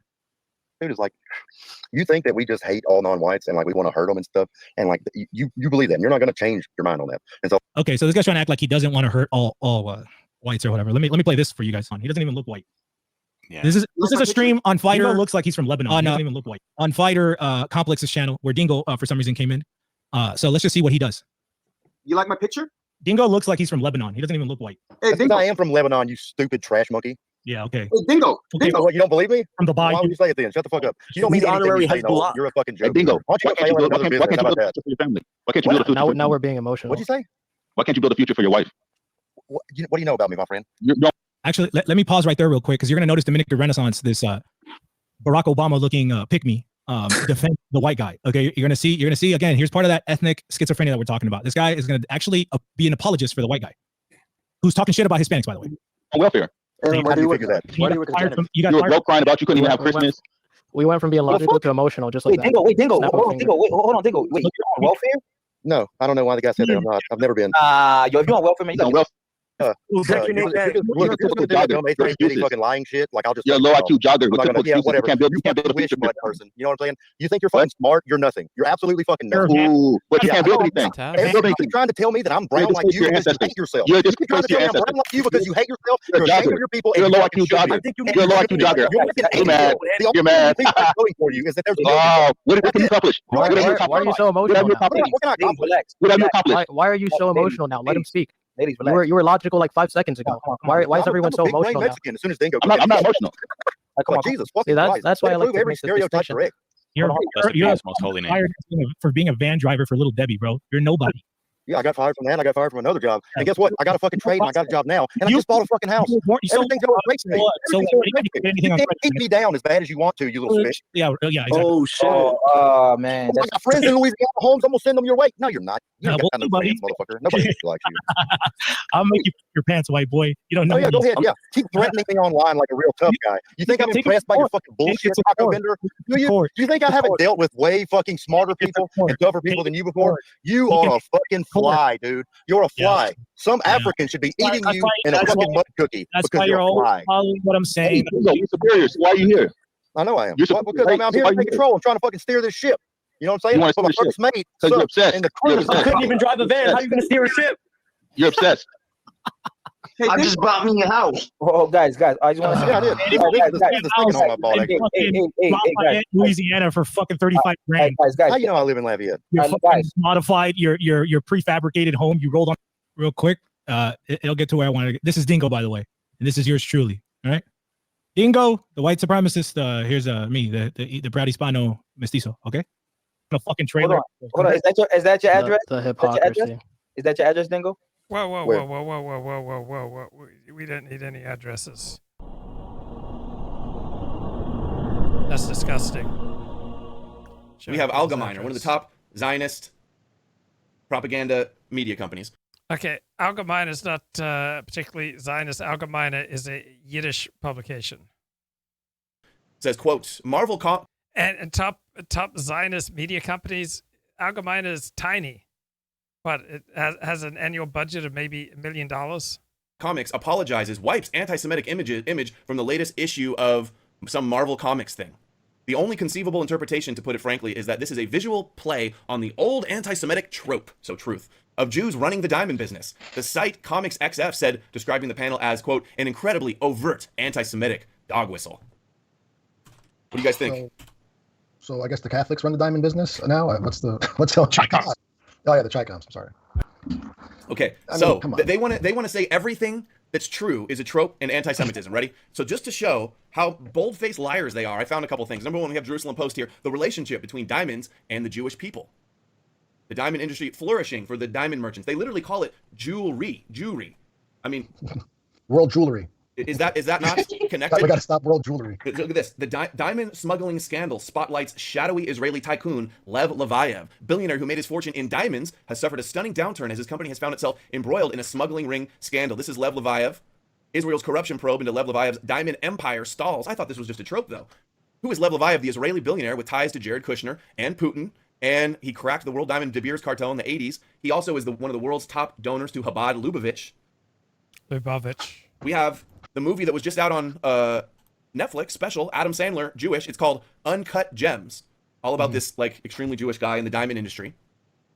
And this is what I want to show you guys. This is just a little clip here from The Diamond District. This is CNBC show. Let's watch this, and you guys, I'll pause it if you want to say something, but check this out and tell me if there's any connections with Jews dominating the diamond business, okay? A whopping $24 billion in annual sales happen on this one. Right, so we shouldn't expect groups to be evenly represented in every profession. So Jews have been disproportionately influential, effective, and successful in the diamond trade for centuries. Street in Midtown Manhattan. But I'm hard-pressed to believe that all that cash is moving through these storefronts. I suspect it's the businesses up there, in these buildings, where I'm going to find the real secrets and the real money. Hello. I'm going to the Diamond Dealers Club. No problem. May I have your picture ID? Yeah. Your photo? Okay. Fingerprints. Wow. Let's get you check it. This is intense. This is the International Gem Tower. And 14 floors above the hustle and bustle of 47th Street is the exclusive Diamond Dealers Club. Thank you. Check this out. No one gets in here without an invitation. Look at this. Hasidic Jew, yarmulke, Hasidic, Chabad, yarmulke, all of them in there. This is the high-level traders of diamonds, okay? And judging by the high security, they've got something going on up there worth guarding. Yeah, so anyone who says it's anti-Semitic to notice that there are a lot of Jews in diamond dealing is completely absurd. It'd be like saying that, oh, I noticed there are a lot of blacks in the NBA or the NFL. Of course, there's disproportionate black success and disproportionate black excellence in the NBA and the NFL. When you walk down the These are street, Italians. What are you talking about? That's the These are retail part of the Italians. business. Upstairs are the offices, that's the wholesale. People here are wholesalers. Right. So if decent people are afraid to notice reality, and if decent people say, oh, you shouldn't notice reality, you shouldn't recognize that different groups have different gifts, that different groups have different levels of influence and success in different areas of life, then it just creates a massive opportunity for more nefarious and perhaps lower IQ types to come in and pick the $50 bill off the ground, to pick off the low-hanging fruit, right? Decent people should be able to say the truth and to admit that, say, a lot of Jews are successful in the diamond trade. It's not anti-Semitic to notice that. Oh, man. What we're seeing is people trading. There's the magic word, trade. I've heard this business is tough and competitive, but also pretty old school. Club president Reuven Kaufman seems like the ideal person to let me in on how it all works. The club was started by a group of diamond dealers that felt that they wanted to have some type of cohesiveness and some type of safety. Like a community? Right. Is it predominantly a Jewish community that's in the diamond business? It used to be, no more. Many, many Indian dealers have become our members. Today, they say 9 out of every 10 diamonds are cut. Yeah, there's a few Indians in there, but of course, the white supremacists run everything, the diamond industry. In India. It's all nationalities, races, and everyone gets... Okay, we're talking 2% of the population. Orthodox like this is even a smaller fraction, and they're literally filling the room everywhere you see. Where are all the white women? Exactly. Where are the black people at? Where are the black people? No, they buy the record companies that put out the music with the black people promoting the diamonds. Yeah. Dude, he's trying to represent this as it's a melting pot. Yeah. And it's almost 100% Jews. Yeah. That's what's right there. Right. So this is one of the good things about the rise of the alt-right, is that all sorts of obvious aspects of reality we can talk about in alt-right circles, where parts of or large swaths of mainstream discussion, you're not supposed to notice these things. Oh yeah, they lie right to your face. Don't believe your lying eyes, boy.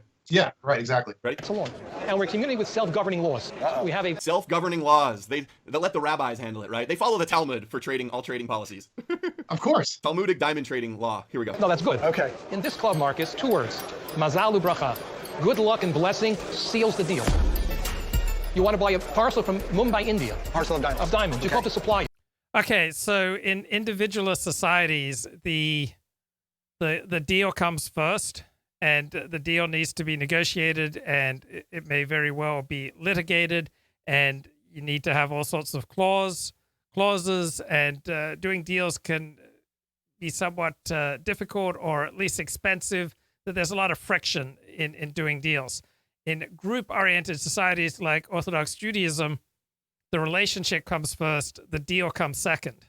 And so most interactions, there's very little friction because you already abide by a certain code, a certain outlook on life. So you don't have to negotiate things nearly as much. You don't have to litigate things nearly as much. You don't have to write out, 57 different clauses to a deal. The relationship comes first, the deal comes second. In an individualist, Anglo society, the deal comes first, the relationship comes second. You finish the deal on the phone.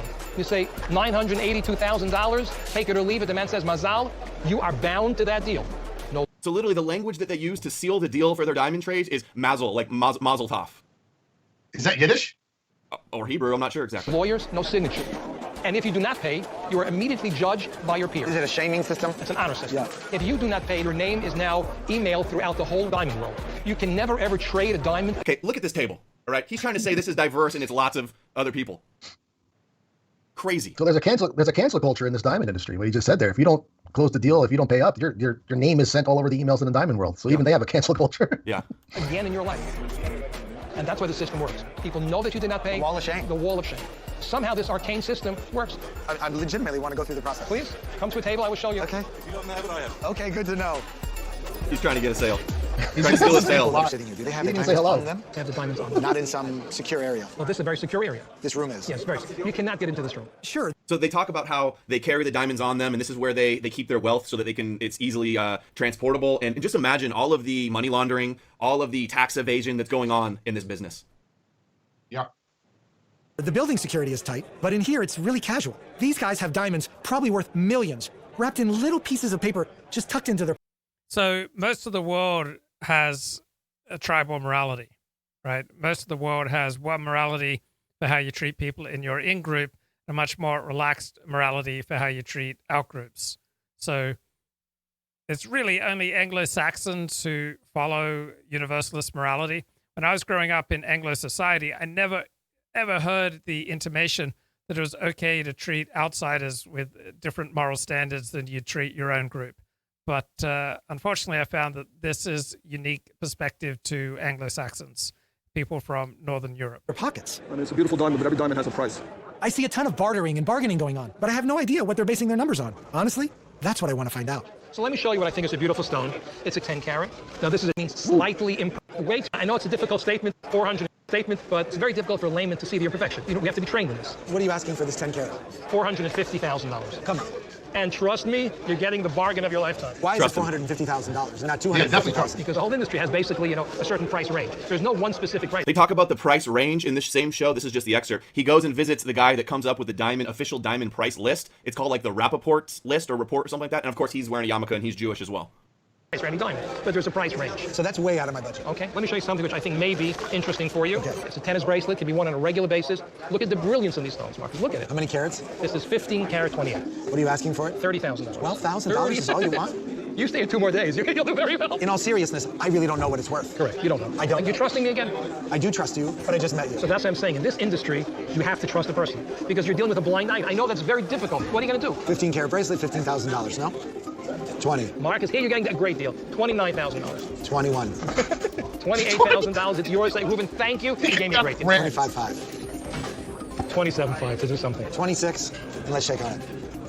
Let me tell you, 26 is a very lucky number in Judaism. Okay, we got a deal. 26! We did a deal. Okay. 26 is a very special number in Gematria. Do you guys know any other special numbers?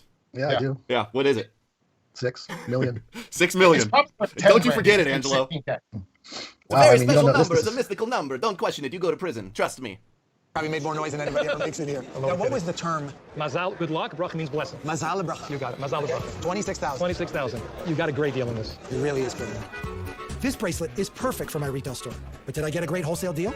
Clearly, Reuven set his starting price with room to come. All right, there we go. Just a trope, guys. Just a trope that they've got any type of monopoly or power or influence in the diamond industry. Well, they do not have a monopoly. All right, there are other groups who may even be more powerful than Jews in the diamond trade. At least I was reading news articles to that effect in the last 5 years. I am not up to date on who has the most power in the diamond trade right now. Anti-Semitism, shut your mouth. They ought to add that to the, the anti-Semitism definition. You're not allowed to say they control anything, including the diamond industry. Now check this out. One more article on the diamonds. Rabbi who crowned Netanyahu warns against Trump plan. This is an Australian mining tycoon, Joseph Gutnick, a Chabad rabbi, helped Netanyahu win his first election as prime minister. Funded by Joseph Gutnick, a Chabad rabbi who made a fortune from taking the advice of the Chabad Lubavitcher Rebbe to mine diamonds in Australia's Northern Territory. Wow. So the rabbi's telling him what businesses to get. Actually, that's how they operate. They ask the rabbis everything. Adam, you don't believe there's any kind of supernatural element? The Rebbe told him to go to Northern Australia, and there it was. He knew. The Rebbe just got, Hashem told him, go mine, go take the natural resources from the Australian people. Well, they didn't just take the natural resources. They bought them the same way that any other group does. So if your rabbi has a good track record making business advice, then why would you not seek out your rabbi? Now, it's not just taken for granted in Chabad Lubavitch Judaism that your rabbi is going to give you good business advice. There's a Lubavitch story about various Hasidim sitting around talking about how much money they made when they followed their rabbi's advice. And when it comes time for the Lubavitcher, he says, oh, I followed my rabbi's advice and I lost everything. So it's not that Chabad rabbis automatically have a great track record. Plenty of them do not. And it's not the dominant perspective that, oh, you just follow your rabbi's advice, you're going to get rich. That's not the dominant perspective in Orthodox Judaism or in Lubavitch Judaism. Yahweh told him. And this is who crowns Netanyahu, Chabad Lubavitch, Lev Levayev, and Putin, Kushner. Well, crown this. So Adam Green is taking it for granted that some news story reflects reality. All right. It's a news story. They're looking for an angle. Right. There's no rabbi that's necessary to crown Netanyahu. And Trump, I mean, come on, guys. This is just a trope. Just a trope. Trope means true, right? Trope means true, yes. I think so. I think so, yeah. Urban Dictionary. All right, I'm going to have to put that one up just alone on diamond merchants. The truth about the diamond merchant trope. That's going to be a BitChute video. Okay, so Dorothy Thompson tweets, it's not a conspiracy theory when Jewish children have comedy sketches in Israel boasting about having black and white Shabbos goys who clean out their trash and sleep in the background. So watch this video.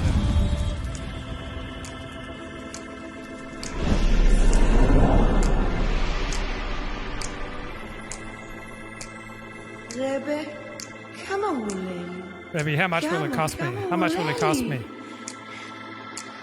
Back in the old days, it was needed to invite a Shabbos Goy for the weekend.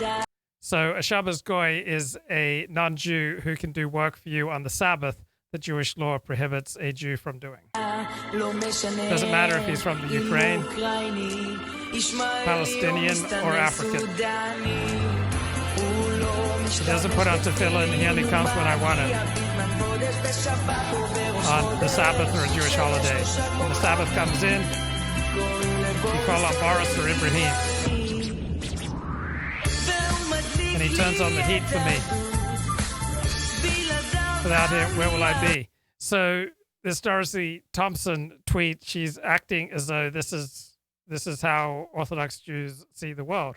And this comedy sketch, you can tell by the Hebrew pronunciation, says a friend of mine, this is clearly secular Jews making fun of religious Jews. That's what's going on in this sketch. Secular Jews making fun of religious Jews. A non-tradition every holiday or weekend. It's the Shabbos Goy. Doesn't wear a kippah or a strimer. But he helps me take out the trash. doesn't go to the mikvah, the ceremonial bath, he doesn't eat kosher. So let's say a prayer. The uncircumcised is always there. And he sleeps in my backyard. He does my taxes too.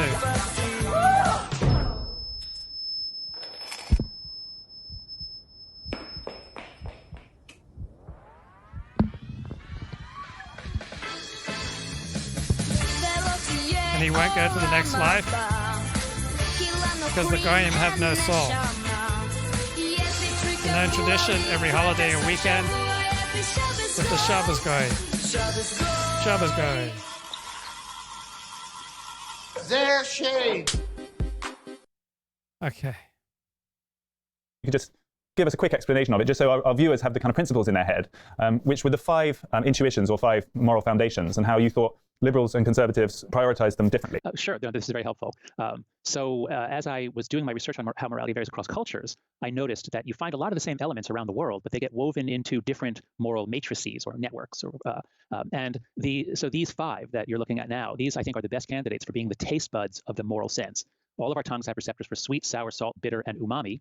And similarly, all of our brains have evolved and developed to be sensitive to these issues in the social world. And so what we find empirically, my colleagues and I in our research at yourmorals.org, is that everybody values harm and fairness. Everybody thinks about those issues, but the left tends to base their entire morality on those two.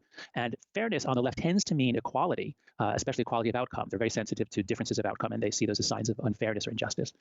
People on the right love their children and their dogs also. They also have the care receptors. But right-wing morality tends not to be based on it. It tends to be more about tough love or in terms of fairness, it's proportionality. It's in America, they used to say, if you do the crime, you do the time. It's more punitive.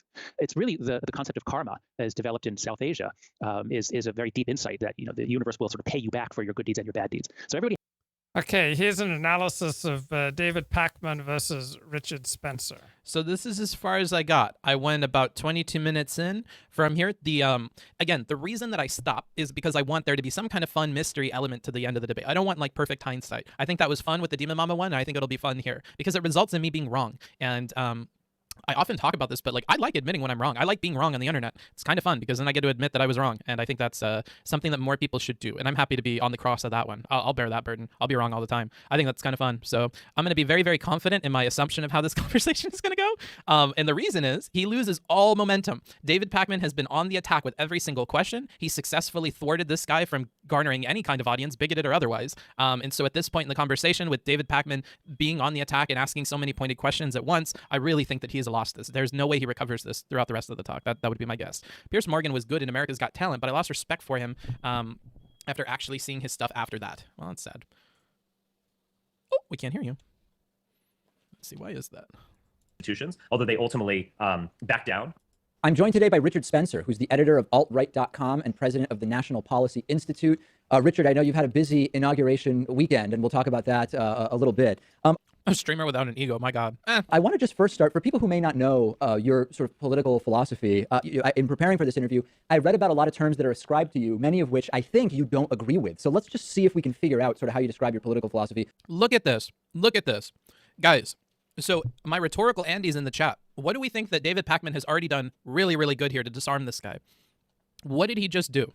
And if you're new to the stream, we pause every few lines. So you are not going to have a fun time if you don't like pause champing. I will say that right now. So FYI, what do you think he did? I understand you. Don't worry. You're safe here. Exactly. He's establishing this right here. And he's showing that he understands from that dude's perspective what problems are that he's encountering. So he's trying to tell this Richard Spencer dude, as I understand it, these labels, buddy, these labels are a real tough thing for you, aren't they? I understand the labels are tough. I understand people are ascribing values to you that you hate. Let's get that out of the way, buddy. Let's go ahead and clear the air. What do you want to be called? What are your, not pronouns, what are your political classifications? So let's listen back to that one more time.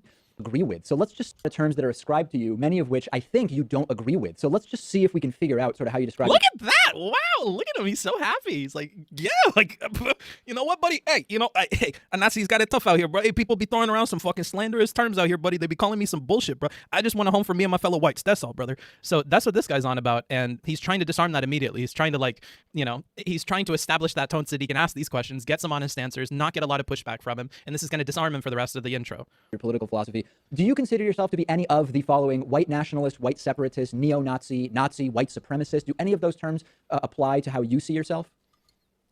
I think white. And listen to that. So good. Do any of those terms apply to how you see yourself? Very, very nice. Very subtle. Very nice. Nationalist would be the term that I'm most comfortable with. The term that I identify with is identitarian. And to sum that up most concisely, that means that identity is the foundation. I'm a communist. Yeah, like that. If he wants an all-white commune, is he a commune biz? A communist? Of thinking about politics, thinking about culture, thinking about society. So that question, who are we, is the first question we ask before we ask other questions like, what should our economic policy be? What do we think about culture? And look at how careful. We give points to Deepak. Let's give points to the white supremacist here. Look at how careful he is about wording things. He sounds like a brochure for some, like, white people communes, like you guys are talking about in the chat. He sounds like he's selling, like, some plots of land that are wink, wink, hush, hush, not for immigrants or whatever. Like, he's very, like, marketing oriented. He's got a very good, like, sense of how he's meant to sell what he's trying to sell. I think he's very well aware of, like, palatability. And of all people, I think they have to, his group of people, those alt-right people, probably have to be the most careful about their rhetoric and stuff, because unlike the communists, they are not allowed to lean into memes about the atrocities committed by people under their ideology. So the unfortunate, or I don't know, unfortunate is the right way of putting it, they have to be very careful about their rhetoric. They have to be very careful about dancing around what they mean. What are the actual, like, impacts of what they're talking about? They have to wrap it up in something nice. So let's listen to the way that he does that here. So that question, who are we? This is what sounds like it's on the pamphlet for some, like, white-only community, bro. This question of who are we? We need to return to basic questions like this. Basic questions of community, of heritage, of genetics. Like, it sounds like it's a three-part argument where one of them's yikes, but they're wrapped up into it. Like, this is the scary bit. And this is what David Pakman needs to try to curb. The more that you let this guy talk, the more that he's able to bring slogans and points like this back around on themselves and back around to answer questions or back around to explain away a lot of the problems of his ideology. If he's able to do that, that's effective for him. So you're going to want to curb that in some kind of way. Much like in the Destiny and Demon Mama conversation, Demon Mama needs to interrupt Destiny depending on what he starts on, because Destiny will have these, like, straw man arguments he constructs on the spot that you really have to weave around, or he has these arguments that he'll put forward about his history and things like that. And if you get worked up into those, or you let him get those off without substantially responding to them, it can look really bad for you. So interrupting can be helpful for some kinds of people and some kinds of styles. Yeah. Is the first question we ask before we ask other questions like, what should our economic policy? Does it help his image to have a black eye? Well, I don't know. People may want to. Okay, let's go back to discussing some misconceptions about the Jewish question. So, Reformed Jews, racial diversity is a huge community priority. And for most secular Jews, they marry non-Jews in the United States. Now, Kevin MacDonald wrote back in 2002, recent guidelines for Reformed Judaism emphasize traditional practices of conversion, such as circumcision, that are likely to minimize converts, and proselytism is explicitly rejected. This is a complete falsehood. So Reformed Judaism pushes conversion, pushes the option to convert if people don't already have a religion. And Reformed Judaism recognizes circumcision as an optional practice. Now, the anti-Jewish narrative assumes that liberal Jews support Israel as a Jewish ethno-state, while advocating multiculturalism and open borders for white Gentile countries. In reality, Jewish liberals, Jewish leftists promote similar multicultural policies for Israel as they do for other countries. So from Kevin MacDonald's own examples of Jewish intellectual activists, such as Frankfurt School theorist Eric Fromm and Herbert Marcuse, both of them either opposed Israel's existence or they called for multiculturalism and open borders for Israel. Now, in 2018, Kevin MacDonald brushed off these observations with the assertion for which he had no supporting evidence that different Jews see Jewish interests differently. Now, if your argument is different Jews see different Jewish interests differently, no matter what a Jew does, you can always say it's motivated by his conception of Jewish interests. But that's not the position that Kevin MacDonald took in his 1998 book, The Cultural Critique. There he wrote, there is a broad Jewish consensus on such issues as Israel. And in reality, among Jews, there is not a broad consensus on Israel. In the preface to the 2002 edition Kevin described support for Israel as serving Jewish ethnic interests without qualification. Now, advocates of the anti-Jewish narratives, including Kevin McDonald, often claim that immigration to Israel is restricted to Jews. This is false. Israel, since 1970, will give automatic citizenship to anyone with one Jewish grandparent and their non-Jewish spouse and children. So hundreds of thousands of non-Jews have been granted Israeli citizenship because of this policy. According to Times of Israel, there are already some 400,000 people, mostly from the former Soviet Union, living in Israel who are not Jewish, according to the chief rabbinate. Halakhic Jews make up only 65% of Israel's total population, and about 20 to 25% of the population is Arab. So Kevin McDonald knows that immigration to Israel is not restricted to Jews, but he repeats his false claim in an interview in 2019, stating Israel has very restrictive immigration laws, effectively limiting immigration to Jews who can prove their Jewish ancestry. There's a report released last year by the Israeli organization Hiddush, which promotes conversion to Judaism and promotes religious diversity. It claimed that 86% of immigrants to Israel between 2012 and 2019 were not Jewish, were not halakhically Jewish. 86% of immigrants to Israel between 2012 and 2019 were not Jewish.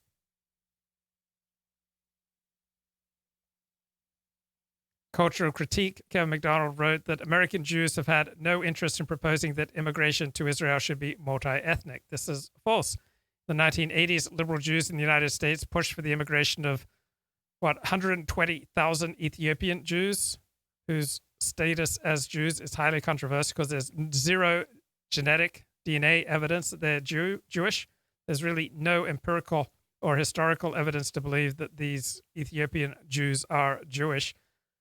As Israel became much more economically successful into the 1980s and beyond, then all sorts of other groups around the world suddenly started identifying as Jewish. So Israel has a rapidly growing population of about 150,000 Ethiopian Jews.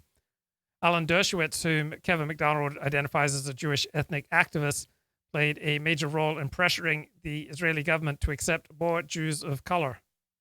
According to Alan Dershowitz, in 2007, we have filed lawsuits, we have helped raise money, we have pressured leaders, we have argued in the court of public opinion in favor of increased multi-ethnic immigration into Israel.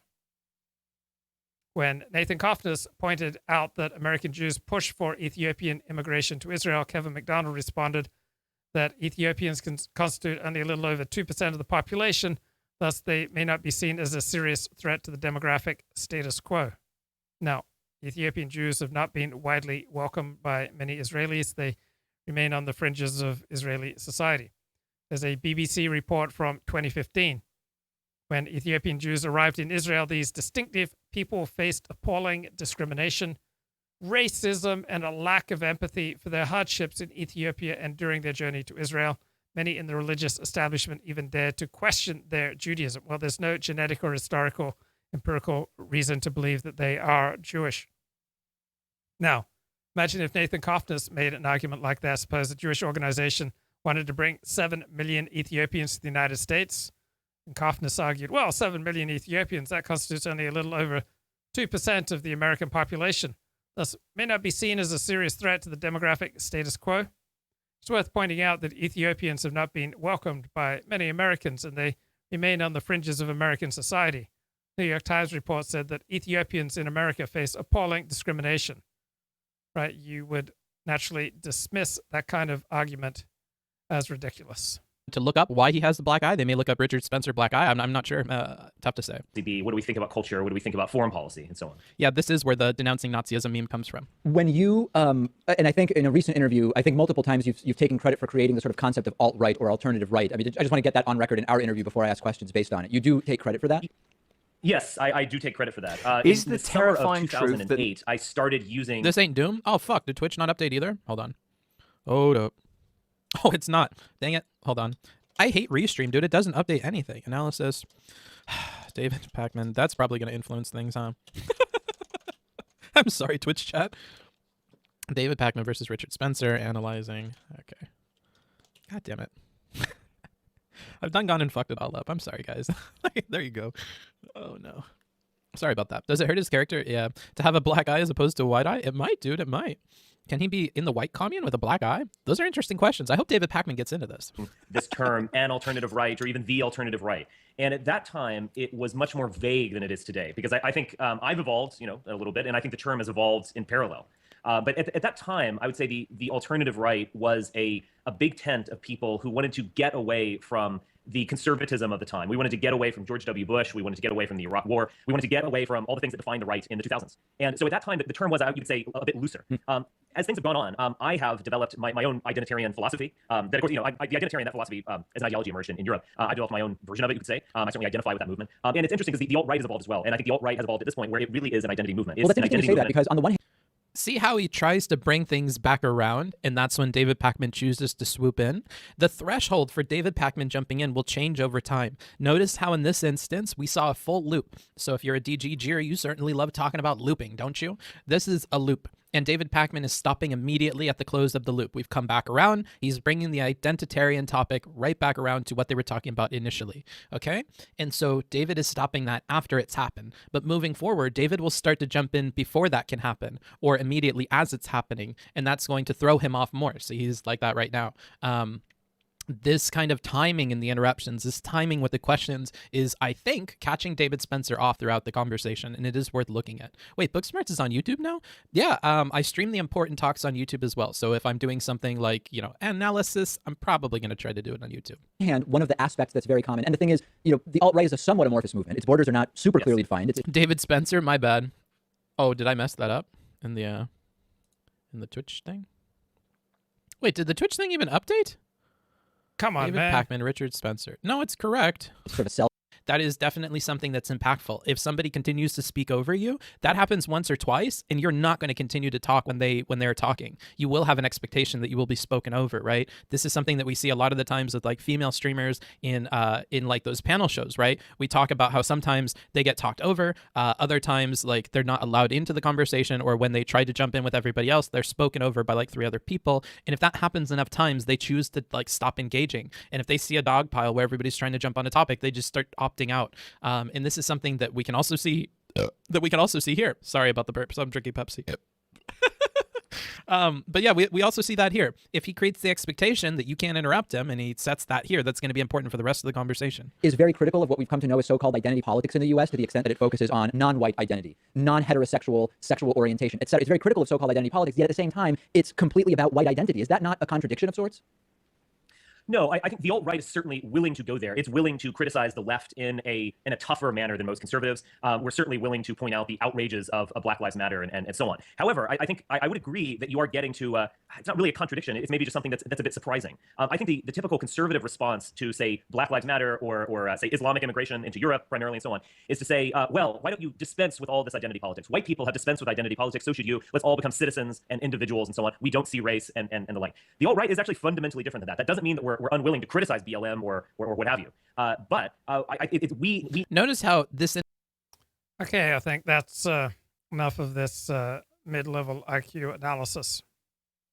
Okay, back to liberalism and immigration. So, according to Kevin MacDonald and company, Jews were a necessary condition for the triumph of liberal multiculturalism. According to Kevin MacDonald's version of history, non-Jews lived in hierarchic harmony until Jews like Sigmund Freud and Franz Boas launched their intellectual assault to undermine the happy system. This is obviously distorted history.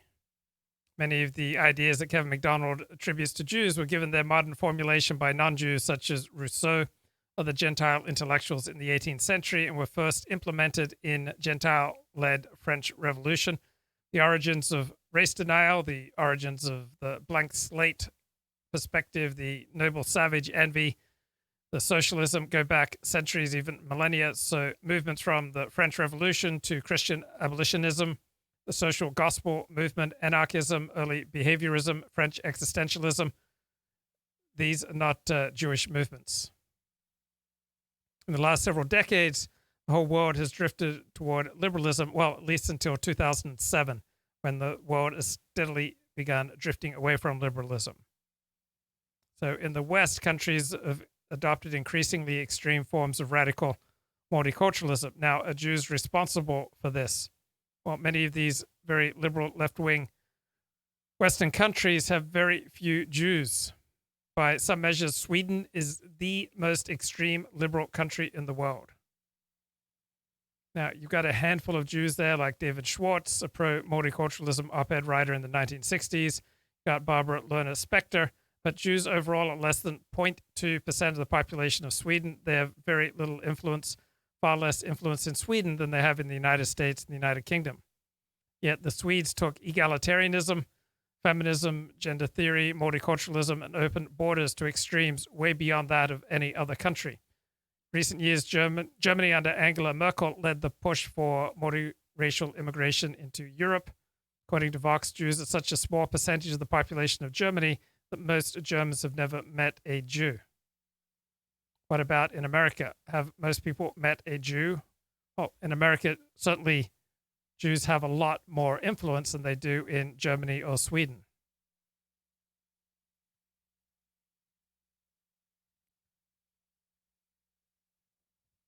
Has harm and fairness, but left and right use them differently. When we look at the final three, so in-group loyalty, authority, respect, and purity, sanctity, we look at those. Now, while people on the left have those, and that you can certainly find evidence of it, but right-wing, or especially social conservative morality, is built much more on that. And conservatives tend to see more threats outside. They're more focused on who we are and guarding who we are and guarding our homeland. They tend to have more respect for authority and tend to side with the police and with teachers or principals in school. And they going all the way back to Edmund Burke, are cautious or wary about change, radical change. And then finally, purity, sanctity is the most interesting one to me because it seems the most bizarre, especially to cosmopolitan, progressive type. But if you read ancient religious texts, it's all over. Rules of purity and pollution, and the Old Testament, women are supposed to be sequestered during their menstrual periods, or there's menstrual pollution, and you find this in a lot of cultures. And you find this in modern life also. The idea that the flag is sacred, or the queen, or the country, or the country's founders, or history. The right tends to use this more in its morality. So in summary, the first two are held more dear by liberals or people on the left. And Holly says she was in Beverly Hills, and an Orthodox Jewish man came running out of his house, asked her to come in and turn on his light. But I never heard of this, so I said no and ran. So there is a big problem with this whole Shabbos Goy mentality, is that it makes Judaism look awful, makes Judaism look stupid, it makes it, at best, look ridiculous, if not downright evil. So this institution of the Shabbos Goy is a disaster. For certainly PR reasons and for moral reasons, a lot of problems with the institution of the Shabbos Goy. This is Nick I don't want to Fuentes. relitigate that, but he said that, and I said I implied like that he was pro-pedophile, and and he called me, and I didn't. Well, actually, you know what's really funny about this story? I don't think I've ever told this part of the story. So I did that tweet. I forgot about it. Like I went back on Discord, whatever I was doing, and I got a call. I didn't recognize the number. I had just gotten doxxed that day. Somebody doxed my address like last year, 2018. And so I was kind of on edge. So an unknown number called me. It wasn't unknown, but it was a number that I didn't recognize. And I was like, oh, like, who is this? So I answered it, and I didn't say anything because I was waiting to like hear the other person say hello or like whatever, maybe say my name. And Rich Spencer was like, hello? And I didn't recognize the voice. So then he just hung up. I texted and I said, who is this? And he was like, it's Richard Spencer. And I said, like, there's the voice. I think I said, I said, oh, sorry. Like, I'm a little on edge because I got doxxed. Like, yeah, I'll call you back. So I called him, and it was so funny because I was just so casual. I had no idea. I forgot about the tweet. I was like, hey, Rich, what's up? And he goes, you fucking like piece of shit. I was like, hey, Rich, like, what's up? And I was just like, I was so caught off guard. I was like, whoa, like, why are you mad at me? Like, what? Like, okay, like, what's your problem? And he's like, that tweet, you called me a pedophile. And then I just started laughing. And I was like, fuck you. Like, you're done. Like, the movement doesn't belong to you anymore. You're going to hell. Like, fuck you. Like, we got into it. It was just like a screaming match. And then he was like, you're a spick. And then the next time I see you, I'm going to beat the shit out of you. He said, at one point, he goes, how hollow and wicked you are. Nice. It was so, he did an impression. He was like, oh, Mr. Spencer. No. Mr. Spencer, no. Mr. Spencer, no. I wasn't even that. I was just dying because it was just so funny. Okay, what is the Goyim Defense League? We've been discussing the Goyim Defense League a little bit in the chat. Well, thank God for the Anti-Defamation League. The Goyim Defense League is a loose network of individuals connected by their virulent anti-Semitism. The group includes 6 primary organizers and public figures and has thousands of online followers. The Goyim Defense League operates Goyim TV, a video platform that streams anti-Semitic content. The Goyim Defense League espouses vitriolic anti-Semitism via the internet, through propaganda distributions, and in street actions. It engages in anti-Semitic stunts and schemes to troll or otherwise harass Jews. GDL's most zealous and visible actors are in California, Colorado, Florida, and New York. It's led by John Menito II of Petaluma, California. The Goyim Defense League parodies the Anti-Defamation League's name and logo by replacing anti-defamation with Goyim Defense. So here's a picture of some of the main people behind the Goyim Defense League. This is Menito and Jesse Schenk during a live stream from an overpass in Berkeley, California, November 2020. So John Menito has been active for several years, first posted his anti-Semitic stunts on platforms such as YouTube, DLive, and BitChute. After being deplatformed in 2020, he and his partner launched Goyim TV, a video streaming platform focused mainly on anti-Semitic content. These guys feds just to try to smoke out those who may be criminally inclined. He does homophobic rants and posts videos of his anti-Semitic exploits. The GDL attracts a range of anti-Semites and white supremacists who are motivated and united by their hatred of Jews. They're mainly in California, Colorado, Florida, and New York. They work alone in small local cliques and occasionally travel across the country to work together in larger teams. Though Menito's podcasts are filled with racist slurs, white supremacist tropes, and cries of white power, he insists he is not a white supremacist. He stresses the importance of all races uniting against the Jews. He began a 2020 podcast shouting, "All right, white power, Heil Hitler, F these Ks," and a shout out to all the goys out there of all colors and ethnicities that hate the Jews.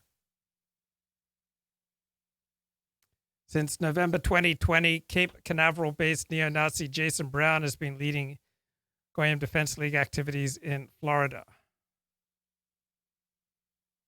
So apparently they hung a banner from a Florida overpass that read "Holocaust denial illegal in 16 plus countries. Why Goyim TV?" And they met on a beach where they poured lighter fluid in the shape of a swastika and lit it by a fire. Okay, I need some music here.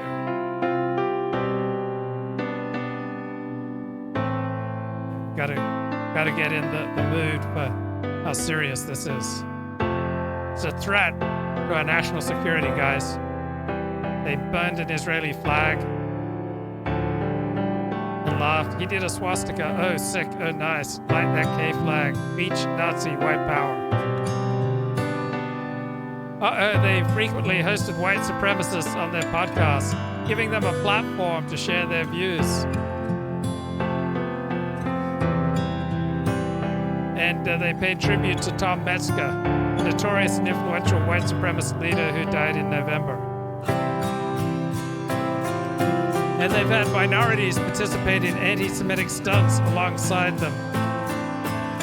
That an Aurora-based African-American rapper took part in a Denver banner drop alongside GDL advocate Joseph Bounds.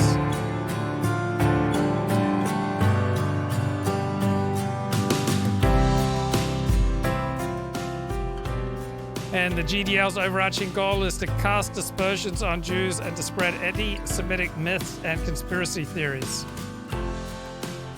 This includes frequent references to Jews having undue power through their control of major institutions such as the media, the economy, or government, and disparaging Jews as degenerates who molest children and advocate for pornography, abortion, and homosexuality. The GDL maintains that the Holocaust is a Jewish lie, and that Jews were responsible for the 9/11 terrorist attack on New York, and that Israel intentionally targeted a U.S. warship, USS Liberty, during the height of the 1967 Six-Day War.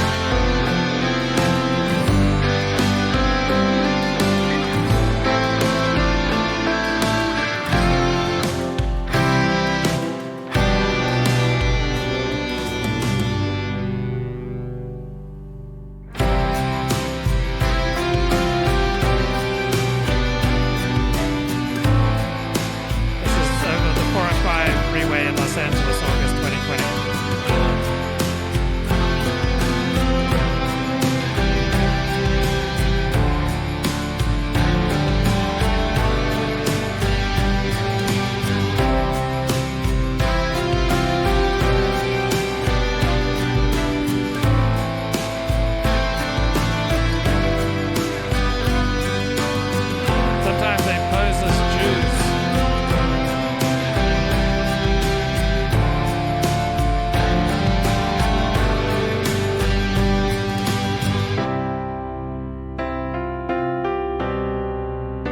While distributing their propaganda, they run name the nose campaigns. He dressed as a unicorn, wore a sign that read, "The Holocaust is as fake as this unicorn."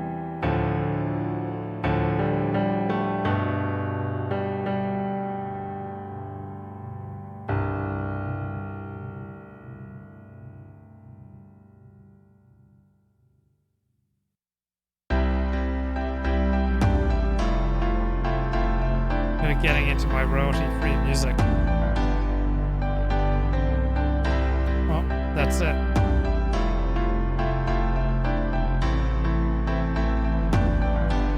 And the final three are relatively prioritized by people on the right. My challenge to you, Professor, today is whether that still holds true.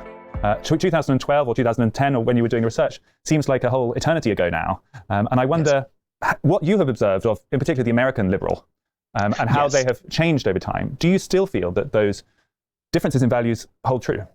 Well, so the worst number of political parties to have in a country is 1. Okay, that's terrible. But the second worst number is 2, and that's what we have in the United States. We have only 2 parties, and that guarantees the sort of it facilitates this polarization, this hatred of the other side. It really helps us ramp up us versus them.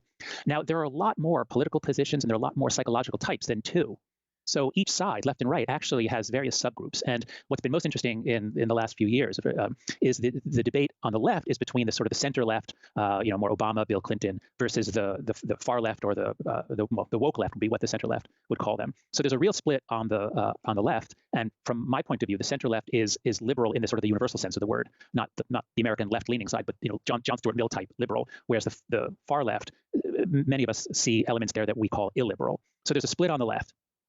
But even still, ideas of a focus on victims and care and the poor is common to both. On the right, things have been really dramatic over the last 5 years or so, in which the old Reagan coalition, which was social conservatives, so true social conservatives like George H.W. Bush, who are cautious and prudent and are actually great supporters of democracy, if that's what the system was, they want to preserve it. So there's the Burkean conservatives. There are the business conservatives, who are not really conservative. They tend to be laissez-faire, free market types. And the third group is authoritarians. They're about 20 or 30% of every populace is people who are predisposed to authoritarianism, which means that they're not necessarily racist, but if they feel that the moral order is being threatened, if they feel that we're becoming apart, they get this mindset which wants sameness, and then they get racist, sexist, homophobic, guard the borders, kick people out. So Reagan united those 3 as voting Republican back in 1980, but the authoritarians are much less educated, they're less intelligent on average, and they've never been in the driver's seat. What's happened with Trump is that the authoritarian element is much more influential and has been driving some of the policy. So we are seeing a lot of churn and differentiation in the coalitions on both sides. But I think the 5 foundations still really help us understand large subgroups on each side. What do you think? Well, I think I'd like to just go through the last 3 and see what recent events have shown us about them. I mean, if we take in-group loyalty, for example, it seems to me, and I don't know if you would agree with this, that liberals, particularly in America, have been so terrified by the Trump years that there is a much higher degree of demand for loyalty and a more, I guess, tribal in-group mentality in that side of politics than there was certainly 10 years ago. I'm not sure that I see that. So in Congress, a position is called the whip. The whip is the person who's supposed to create party unity, get people together for the vote. And it's always harder to be the Democratic whip than the Republican whip because Republicans will generally come together when needed to fight the other side, whereas Democrats, it's said that it's like herding cats. It's much harder to get them. And they don't speak in terms of loyalty. So, of course, there's a mutual hatred of Trump and of the right. And that does pull them together. But they don't speak of it in terms of loyalty and betrayal, whereas on the right, they really do. And today, or tomorrow rather, we're going to see the spectacle of a large number of Republicans. Okay, this was recorded January 6th, and here is Nick Fuentes. We've got Nick Fuentes here responding to recent criticisms by Patrick Casey about his America First convention coming up in what they Florida. did, that would be an honorable and respectful way of ending our professional and I guess personal relationships. Just keep in mind, these people who are now stabbing me in the back without warning, they all pretended to be my best friend up until very recently. Now, these people think they're not attending my event is justification for not trying to personally ruin something. And if that's the case, then yeah, that's not how most people treat their friends. That's weird sound effects. The unfortunate thing about all of this is that I reached out to Nick when I saw that there were people trying to cancel me without notice. Basically, I'd opened up the stream late at nights and stuff, but he could go back to normal life. Last week, on Monday, he was telling people it's fine to go to AFPAC. Why are there these weird sound effects in this clip? Just fine. And he never raised any concerns. We started selling tickets last Monday. He knew that we were moving forward with AFPAC for a long time. You know, since early January, maybe mid to late January, he knew we were moving forward. So he was fine with it all that time, all throughout January, and even as recently as Monday. He said, you have to make your own mind. You got to make up your own mind about whether or not you want to go. Now, Beardson on Monday says, well, Patrick's a bitch for not going, and he says some other criticisms, and he apologizes on Tuesday. And Wednesday, really cares about Patrick. Now, mind you, I told Beardson on Monday, hey, stop with that. Okay, these sound effects are unbearable. What kind of crappy clip is this that I was given to share? Attacks your reputation, they're attacking your decision. No. The motivation is his reputation is under attack, his life is under attack. This is about rationalizing, getting rid of me. What's the rationalization? The pretext? In Patrick's world, the pretext is he's not going to AFPAC, and in his paranoid, insane mind, he thinks that Beardson calling him a bitch for not going to AFPAC is a pretext to remove him. It's a rationalization. And by the way, it's a grand conspiracy for everyone to push him out. So he says, this is the pretext that's about rationalizing getting rid of me. These people are trying to ruin my life because they're calling me a bitch and they're attacking my reputation. My reputation is my career is my life. They're trying to ruin my life. So how am I going to stop my life from getting ruined? I'm going to come up with all this nonsense to spare my reputation. I'll refute the pretext. The pretext to ruin my life and get rid of me is that I'm a bitch for not going to AFPAC. Well, I'm not a bitch for not going to AFPAC. I just know things that you don't. Like, Nick told me the FBI's investigating him. Never happened. Nick told me he's on a no-fly list. Never happened. Nick told me the FBI froze his bank account. Never happened. So I went back and watched the first 15 minutes of the stream, and I deduced, oh, that's what this is all about. Clearly, and obviously. I mean, and how could it be more obvious? Think about the timeline. Think about the flip. Monday, out of respect for Nick, I'm not going to say anything, and, you know, it's going to be a good conference, and basically said you were fine to go, saying that he had no problem with his followers going. You know, would neither discourage nor encourage. Beardson calls him a bitch. I say stop it. Beardson apologizes. We're still good. Wednesday, Beardson attacks him anyway. I say I'm not going to intervene any further, and then Thursday, Patrick comes out the video saying, actually, now there's all these things that you haven't been told. Actually, now there's this whole big story. Actually, I've been told these things that I never raised in private. I've been told things that, by the way, I never talked about Nick with in private, things which are not true or wildly exaggerated or completely disingenuous. And now I'm going to bring them to your attention. Now, on Monday, those were not concerns, publicly or privately, but Thursday they suddenly were. Well, what changed? Beardson attacked him, and I didn't want to intervene. So I guess in the wee hours of the night on Wednesday, Patrick decided there's a conspiracy to push me out, ruin my life, based on a pretext. The pretext is I'm a bitch for not going to AFPAC. Well, I'll concoct the story. I'm not going to AFPAC. And he said initially, when he decided not to go like a month ago, he said that his concern was security. Now, it would have been enough to say, well, I'm not going because I'm concerned about security. But that wasn't a good enough reason. So he had to invent lies. He had to fabricate things. If he went on the stream and said, look, the reason I'm not going is because I'm concerned about security, which is what he told all of us, that'd be one thing. But that wasn't a good enough argument to refute the pretext. So we had to say, well, the reason why I was fine with it as recently as Monday, and the reason why I'm totally convinced that you know, I'm not going and why Nick is a bad guy and all, and he's pushing me out is because, you know, there's concealment, there's things that you don't know. It's right, I mean, it's literally right here. I have it bolded, italicized, literally in black and white. He was trying to ruin me, ruin my life, because keep in mind, when you ruin someone's reputation in dissident politics, you know, Beardson can go back to normal life, but I can't. This is all I have. I've got more skin in the game. I haven't made any money in the past 4 years. The last stream made quite a bit. I have nowhere else to go. So, I mean, there it is right there. There it is right there. There's a motivation. And he goes on even further. I haven't even read this far, but it says, we don't want to work with you, and, you know, maybe don't support Patrick. It's ruin this guy's life, destroy him. That's what this is, because I'm not going to one event, and they're doing it to the other people, right? So again, they're not going to affect and not playing video games enough. These are rationalizations for ruining my life. What are the real motivations from? Well, behind the scenes, the way some of these people talk about other streamers, they pretend to be friends with to their faces. Interesting. How much they obsess over super chats. Okay, I just can't find it in me to care. And the chat notes that Nick Fuentes tends to be clipped by 12-year-old boys, so that's why you get this ridiculous gaming anime music and nonsense in the background of that clip. voting to oppose the certification of Joe Biden's victory. And a lot of them know better. A lot of them are well educated and know that this is ridiculous, but they are so afraid of they'll be accused of treason, of being disloyal to Trump. So I do think that it has always been the case, and is still the case, that loyalty is just a much bigger deal on the right than the left. But do you see that in Britain, or do you think I'm wrong about America? I think, I guess maybe it's not so much loyalty as it becomes a status question, and maybe that's the way that the kind of higher status elite liberals would make those equivalent sort of distinctions. Would that be fair? So that, while they may not be making great demands of in-out group declarations of loyalty, they're very skilled at making certain opinions and certain ways of seeing the world low status and kind of using. Oh, yes. And so I guess it becomes a status divide rather than a in-group divide. Yes, and there I think that probably is more true on both extremes. And so that is part of what wokeness seems to be, is the elevation of certain positions to a position of such high status that you get a lot of virtue signaling. You get a lot of people professing publicly to support something, but then privately they'll tell somebody, oh, I have to do this, but I'm sorry. So yes, you always get, whenever you get a group of humans, you're going to get people jockeying for prestige, and you're going to get certain positions.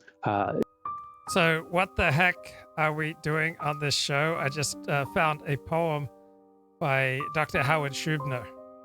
On this show, I'm going to take his poetry and apply it to this show. On this show, we notice what has been hidden. We understand what has been a mystery. We speak what has been unspoken.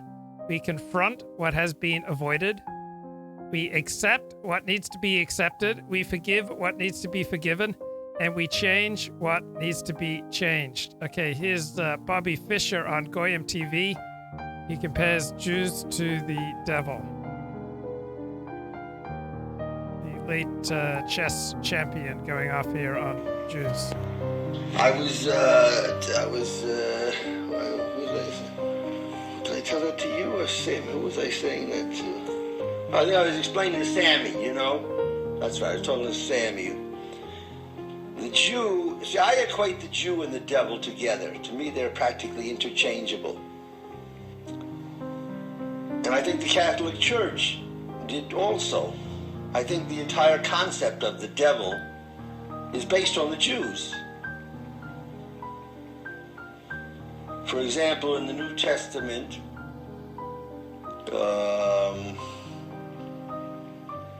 Christ the devil took Jesus to a high mountain, right?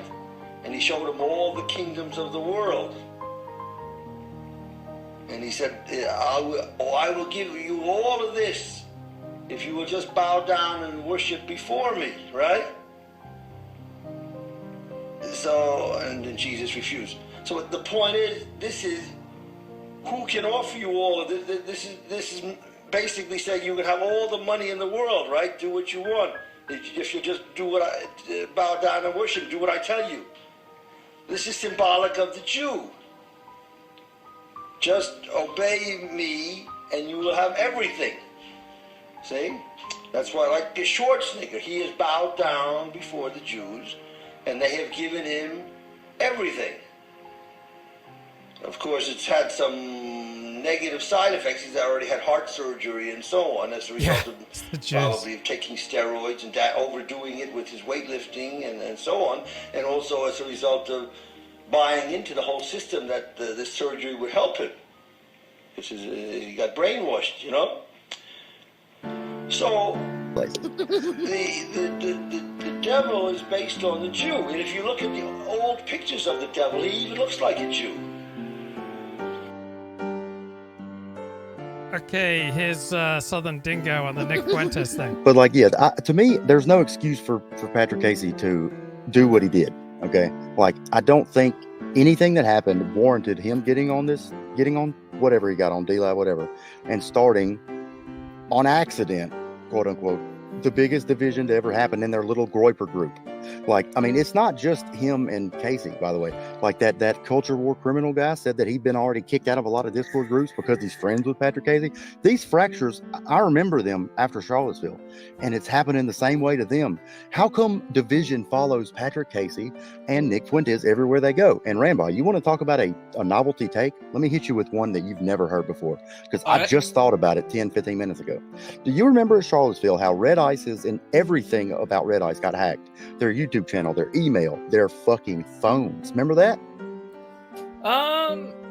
I wasn't really following him that much at the time, but I'll take your word for it. Everything got hacked of theirs. Everything. They could not stream anything because it all got hacked. Now, the only like big news organization that all of us followed at the time was Red Eyes. And on the day of Charlottesville, they get hacked and cannot stream anything on any platform. Twitter was hacked. What do you call that? What do you call the little live streaming thing that goes from Twitter? Periscope. Periscope was hacked. I have no idea how to hacked. do a Periscope, but Everything was hacked.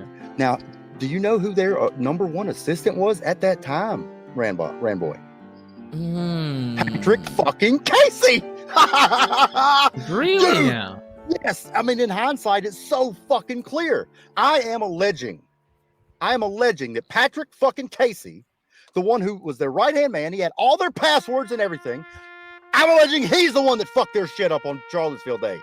Him. And it's not a coincidence that he ends up with the biggest divider in chief, 5'2" Nick Fuentes and pink sock Patrick Casey, best buddies to divide the alt-right. Now they're dividing the Groypers. And then these people that follow these retards call me a fucking wignat and say, I'm the reason that white people are fucked.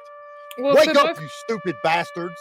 I'm the one that's going to fucking save your white ass. What sort of angle is there to get from this split, though? I mean, are they just grifters having a breakup? No. They are enemies. You have to constantly keep white people fractured. The only other alternative is that everybody keeps doing it on accident.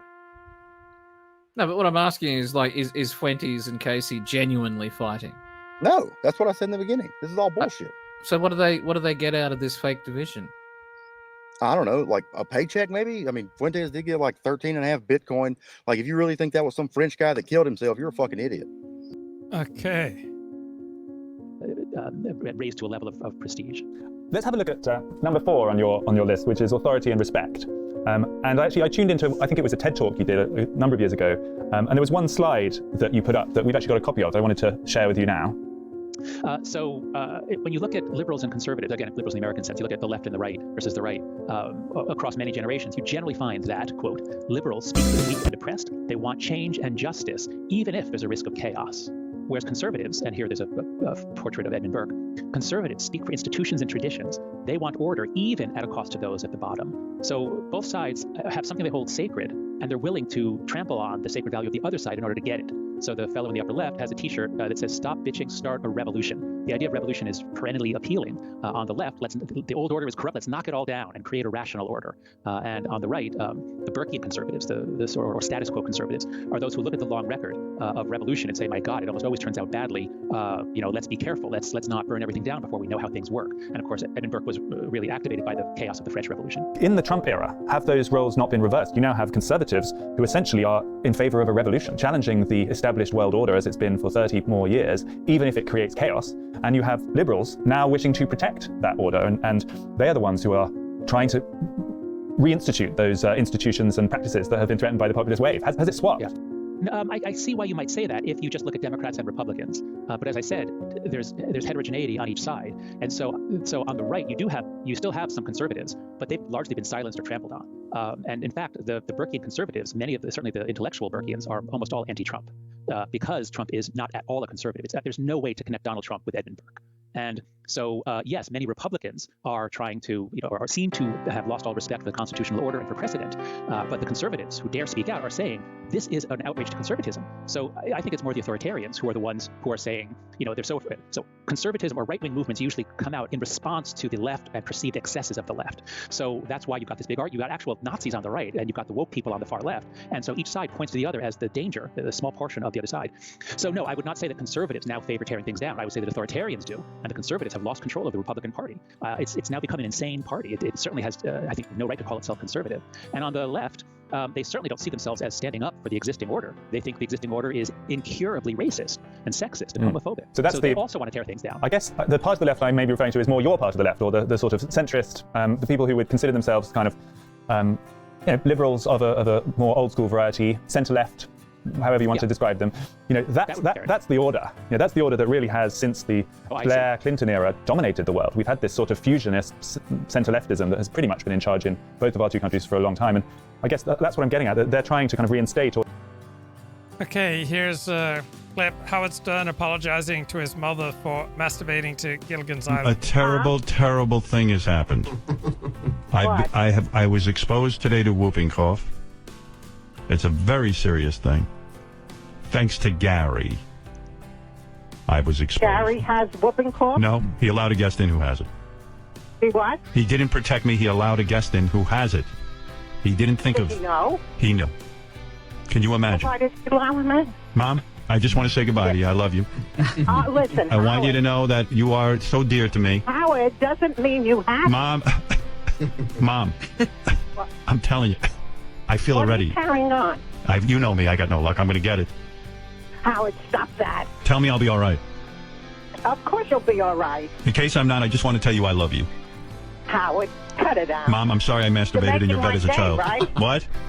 You're making my day. No, I'm just telling you I've been exposed. You're not clear. I'm probably sure I didn't get vaccinated. It sounds No, to me. when she says that you got those series of baby shots, Yes. the pertussis vaccine was included in them. Mom, do you remember anything like a pertussis vaccine being mentioned by Dr. Vitor? No. You do not. I remember that, kids got the shots after a few months old. You got a series of shots. Can I say had to go something? 3 times, Mom, right? I went to all the shots. Yeah. I did. I want you to know something, Mom. I love you very much, and I mean this. I'm not joking. Howard, stop that. No, I want you to understand something. If the worst happens, you make Gary make the funeral arrangements. That shouldn't be your problem. He did this to me. Oh, stop that. Gary, He did. He Gary exposed didn't do it deliberately. No, it's, do you think there are any? Do you think there are such things as mistakes? What did the Maharishi say? There are no mistakes. Did the Maharishi say that? Well, He did. Well, it's an oversight. Maybe he didn't. Well, it's a mistake. He made a mistake, and now I have to suffer, and I have to be separated from my mommy. Did the guy cough in front of you? She coughed at the end. Yes, Did she cough in front there of was you? one cough. Yes, and that was the cough I think that did it. and you have whooping cough now. Oh, stop it. Well, Think positive. I'm not going to come visit you for 2 weeks at least to make sure I don't get it. If I should get it, though, don't visit me because I don't want you compromised. I never heard of such a thing, Howard. I've got to say my goodbyes now, just in case. What? This person is living and has whooping cough, right? Well, she might not be long for the world. But it used to be years ago, I'm sure. I never heard of people today having whooping cough. Mom, I'll see you on the other side. Do you know what I mean? Oh, Howard, cut it out. I love you. You make a tragedy out of everything, right, Robin? Well, that is true, yes. Where do you think I got that from? Not from me. Of course not you, Dad. Oh, my God, Mom. You have been terrific. You are a terrific woman. You are a terrific You know, the first time I'm going to tell you this. The first time I tried to masturbate in my life, I did it in your bed. And I did that Do because I need to have this information? I want to apologize to you for that. Because that was wrong. No apology necessary, and Howard. And I was so stupid, Mom. I admit this. I urinated instead of ejaculating. And My bed, you urinated? a little bit got on the bed because you had a TV in there and I was trying to masturbate to Gilligan's Now Island. you're really upsetting me. Well, I'm just saying, I want to apologize for the things I've done wrong. And you're a wonderful mother. Well, thank you very much. I'll accept your apologies. Right. And think positive. And Wish me luck, Mom, in my battle against this dreaded disease, whooping cough. cut it out. I'll speak to you later. I'll speak to you when you get off the air. Okay? I'll be fine, Mom. Don't you worry about me. I know. I'm strong. I know. I live for you. I know you're fine. I know you're fine. I know that. I love you very much. I love you. I was a brave... Today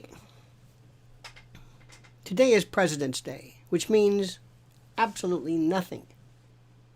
It means completely nothing to anyone. No one understands it. No one cares about it. Nobody thinks about it. It means nothing. It's a day off. Banks are closed. No mail. That's it. By the way, mail, we don't know how long it's going to be, but you will not see mail forever. Mail will just end. Mail will be a relic, just like individual freedom. It costs too much. Nobody uses it. Fewer people are they're thinking about raising prices, delaying service. Well, that's brilliant.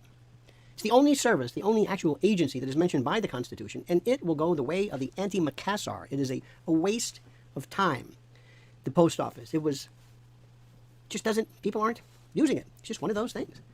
I really can't get bent out of shape about it. There's nothing in particular. Remember, there was a time when the post office was also used as a bank. You could have actual savings accounts and savings services at the bank, which is very, very interesting for reasons that go. I lost my train of thought. I haven't mailed a bill. I did the other day. I had to write a check for something. I had to write a check. And I had to dig them out. Where are they? Most young people today don't have a checking account. I mean, they have a checking account. They have something where they get direct deposit, but they don't write a check. They've never written a check. They've no. Okay, this is useless. Or defend that world order. I see what you're saying, and I think that's true. The center left, the sort of the Clintonite or Blairite, I guess Blair's maybe not held in such high esteem in your country anymore, but that sort of center left, responsible center left party, yes, they do want. You could say they want to preserve the old order, but it's not out of a general sense that what exists should be preserved. I would say it's out of a commitment to liberalism, and and again, liberalism in more the classical liberal sense. We want to create a country in which people can live the lives that they choose, in which gay people can get married, and so I don't think it's an attachment to the old. I think it's an attachment to liberalism. Number 5 on your list, I'm going to throw at you now, Jonathan. So the purity sanctity virtue, which again, your evidence shows is more highly prized among right-leaning people. Surely that, I suppose you would say that among the woke left at least then, has become in recent years a very highly prized virtue. I mean, the purity of your public statements, you must never say anything that deviates from a kind of moral orthodoxy. The purity of historical figures and whether they can be venerated if they have moral stains on their character. The purists are now more commonly found on the left than the right, perhaps. Yes, I think that's true, especially if we compare the woke left to the far right, because the far right, again, is not conservative and the far left is not liberal. I have a list, I collect a list of articles that have made the argument that the woke left is a religion, or rather, it uses religious psychology. And I think this makes a lot of sense. So in The Righteous Mind, the subtitle is Why Good People Are Divided by Politics and Religion. And usually we talk entirely about politics, not religion. But my point in the book was that we evolved to be religious. We evolved to make things sacred and join with others in worshiping the sacred object. It could be a tree or a rock or a person or a book. And we like to circle around them. Literally circling is a common form of ritual practice. Or bowing down, showing devotion to something. So this is in all of our minds. So I was talking to friends today about left-wing conspiracy theories, wondering if the hysteria over global warming might possibly be one of them. And had my friend say, I expect a series of articles now from the New York Times blaming Reagan-era deregulation for the Texas brownouts and blackouts. California had rolling brownouts in 2003. Remember being incredulous that people were putting it on Reagan. It was then I began to hate. And then, now my phone's going off. Great. I tend to think it's global warming is BS, or at least wildly exaggerated. Lots of money to be made. So this is a secular pagan religion. I just tend not to believe neoliberal orthodoxies at all anymore. Global warming, like COVID, is a great way for secular atheists to preach religion and to be sanctimonious without believing in God or the Bible. It's neo-paganism. And it used to be that large-scale religions, or long ago it was small-scale religion, then we had a couple thousand years where there were large-scale religions that kind of filled in, that used all of those slots in our mental circuits, and that directed our religious thinking. But in the last 50 years, large-scale religions have lost their grip, especially on the left in Europe and America. 50 years ago, Republicans and Democrats went to church about the same amount. But now it's a pretty good predictor. If someone goes to church regularly, they're Republican. If they never go, they're Democrat. So as religion has lost its grip especially on people on the left, those circuits aren't going to go away. So politics has come to be much more religious, and I would say clearly on the woke left, to some extent on the Trumpian right. I mean, they don't exactly treat him as a god. I don't think so. It's not clear. It's clear to me that it's religion on the right. It's something, but it's very clearly religion on the woke left. And we had the rituals of Black Lives Matter protesters, white protesters, washing the feet of African Americans, and really taking their the vestigial Christianity and applying it to a political movement. So, from your actual personal observations, then, not instead of looking at empirical data sets. In the kind of, you live in New York, you're a professor at an elite institution, your colleagues, your friends, have you noticed a shift in as the animal we call the elite liberal in the last 10 years? I mean, do you feel that they are more defensive, more unnerved, and therefore different in the way they interact politically? I would say that there are big generational differences where those who remember the 20th century, so I was born in 1963, I was shaped by the 20th century. So, Gen X and especially baby boomers might still see left and right to some extent as about labor and capital. That was the really older generation, my grandparents' generation. But they have some patriotism. They think America is a good country and they remember the Cold War. So older people on the left tend to have more patriotism, more value on free speech. They're 20th century liberals, whereas the millennials and Gen Z, which are people born after 1996 or so, they're much more focused on race, gender, LGBTQ issues, because those were the issues that were really formative. They tend not to be very patriotic because all they've really known is America fighting arguably unjust wars, and they have not seen American democracy work well, and they have not lived in an era when America was admired widely around the world. So I'd say there are huge generational differences on the left. I don't know as much about the generational differences on the right, but I haven't noticed people my age. I haven't noticed them changing. Do you worry for a future where those people you describe, that new generation, grow up to run the world, essentially? I mean, do you think it's a worrying development? Oh, it's a very worrying development. There is evidence that how the world looks to you between the ages of about 14 and 22, it kind of gets set in. Before 14, you're not really aware of politics. And in your late teens and early 20s, you suddenly start going to, anti-racist protests. When I was young, it was anti-nuclear protests and anti-apartheid protests. And there's evidence that kind of sets and stays with you for life. So Americans born between, white people in America, on average, vote Republican, as we saw that certainly in the Trump election and before. The only exception is white Americans born between 1950 and 1954. They have voted Democrat for life. And I think it's because 1968 happened right in the sweet spot of their formative years. They were radicalized, and they stayed radicalized, or shifted left for their whole lives. The greatest generation. That'd be the Clinton sort of Blair generation you're describing then. I guess they were formed by the '68 mood. That's right. That's right. It's the baby boom, the earlier part of the baby boom, not the first years, but this is the second 5 years of the baby boom or so. Now the greatest generation, those who remember World War II, they were all shaped by this this need to come together, and they did a great job of compromise, working together, putting aside their differences. When it used to be said that politics ends at the water's edge. When we're dealing with the rest of the world, we're united. Whereas Clinton's generation, the baby boom, their formative years were spent fighting each other, and so they were in the 90s, as the greatest generation aged out, and the baby boom, like Clinton and Blair, took over. At least in America, politics got much more bitter and divisive. It was Newt Gingrich in the House of Representatives versus Bill Clinton. So when we think now about what's going to happen when the millennials and especially Gen Z take over, the millennials I'm not particularly worried about. I don't see worrying signs in them, although they're less patriotic and they have less faith in democracy, understandably. It's kind of worrying, but yes, that is true. But I'm especially worried about Gen Z. I wrote a book with Greg Lukianoff called The Coddling of the American Mind, and it's about what on earth is going on with people born after 1995, 96. They have much higher rates of depression, anxiety, self-harm, and suicide, and this is equally true, almost as much true in Britain as it is in America. We've got a lot of data on this. It's true in all the English-speaking countries, but it's not necessarily true in all the European countries. So I think what's going on is we had such massive overprotection. We freaked out in America in the 1990s about child abduction, and we used to let kids run around outside. When I was growing up, there was a crime wave. There was a huge crime wave, but kids could go play outside. And in the 1990s, just as the crime wave was ending, we suddenly freaked out about child abduction, and we've kept our kids under close watch. We don't give them free play. We give them a lot more homework and after-school activities, and they have much higher levels of anxiety. And so, when they come to university, they are much more sensitive. They claim to be harmed by words and books and speakers and ideas. They ask for protection from them, and they. So if they, on college campuses, it tends to be mostly people on the left. If they can't stand to even have a conservative come speak on campus, how are they going to work with the other side when they are running the country? Well, they're not probably, or they're not. There's no signs of that. The Coddling of the American Mind, the book you just referenced. I wonder if we now look at the last year, 2020, that extraordinary year we've just had, whether if we look at, for example, the pandemic, that has exacerbated some of those effects in some way. I mean, you could almost call it the coddling of the American body as well. I mean, there's a sense in which risk has become totally unacceptable, and we will take any measures to reduce risk to as close to zero as possible. And I just wondered what your reflections were on that development. Yeah, I think we don't know yet because life has gotten easier and easier, or rather, I should say, life has gotten less risky across the board. However, there's economic precarity that has gone up for a lot of people, so I don't want to say life is getting easier. But Gen Z has been protected from hardship much more than previous generations, and what they've just gone through. I mean, my kids are 11 and 14, and it's been a very difficult year for them. And so they have gone through some real hardship, and so that might toughen them, that might strengthen them. But I think we just don't know yet. The survey data I've seen so far shows that elderly people who are most at risk of dying are least afraid of the virus, and young people who are at Guys, welcome to Better Batch. I've seen that too. So I think that I don't know if that would have been true 50 years ago. So I don't know if it's an age effect or a cohort effect. But I suspect it's, again, because when you protect people from risk.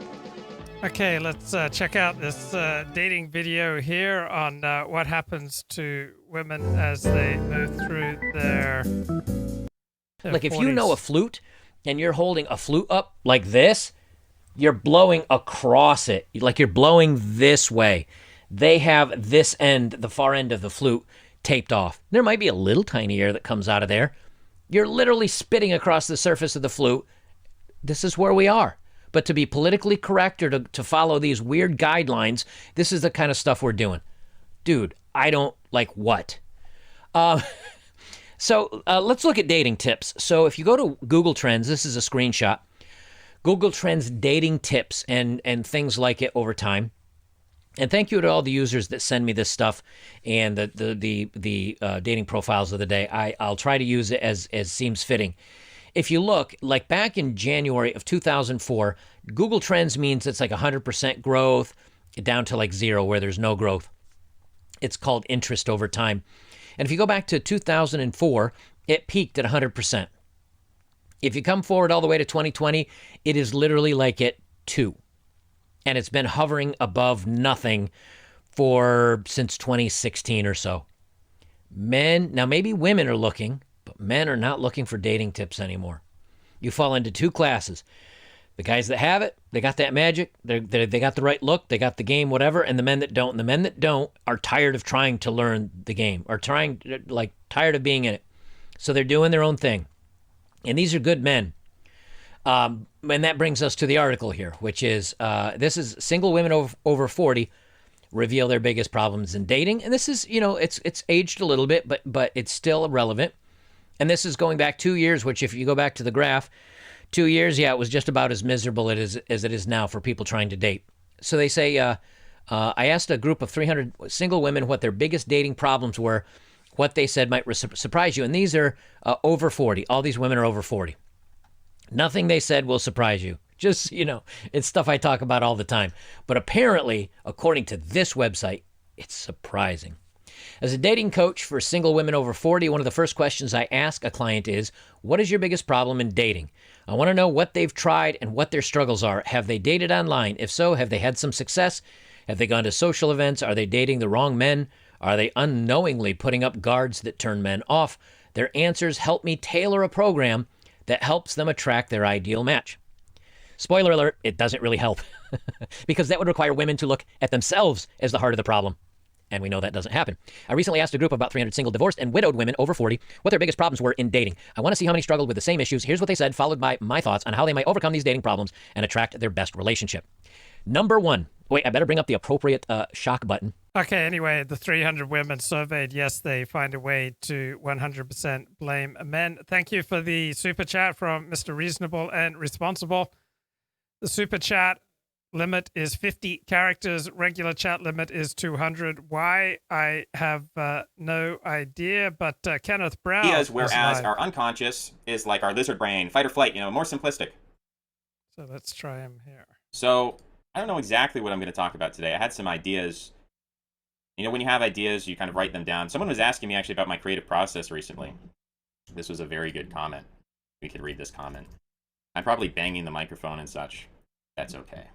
I'm going to find this comment because it was really good. It was the longest comment, and it was also really good. And I guess as we're segueing into this, I'll just mention that, what we've been doing has been working. If you want to promote the channel, the way we do that is through likes and comments. It's just that simple. And you look at what we did, and we had 32 comments, and it's not just about the total number of comments, because if I do a little, I don't know if I can sort by comments, but if I go to the most commented video I've ever had, maybe it has 70 or 90 or something, some odd number of comments. But what YouTube is looking, just to get into the technical details with you, what YouTube is looking for is they want to see unique user comments. They don't want to see the same person commenting again and again and again. And when one person comments again and again and again, in fact, that discourages other people from commenting because that soaks up all the things that there could be to say. You go to a comment section and you see one person making 10 comments and you're like, I guess I don't need to make comments. He's got it taken care of. No, everybody needs to put in their little 2 cents, even if that's literally, the number 2 or whatever. That's just the way the algorithm works. And I appreciate hearing different perspectives. I don't want to just see one person, doing a million different comments. Now, if you put effort into a comment, you plan it out, you think it out, you take time, you're not using my comment section as your Twitter feed, so to speak. You're actually taking time. So we're going to read this comment, and this was by Tomas. And we did great, by the way. Before I even get into that, I'll also congratulate everybody and said you did great on the little short compilation. It's hard for me to do short compilations. You have to understand this compilation took me a year. Now, going forward, maybe it'll take me less time. Obviously, it shouldn't take a year to make a 15-minute video. But for me to think, okay, I'm going to make a 2-minute video, it's going to be short and snappy, to the point, dense, that, the creative energies that inspire me to do this, because no one's whacking me over the head with a baton, so it's purely positive motivation that spurs me to do this.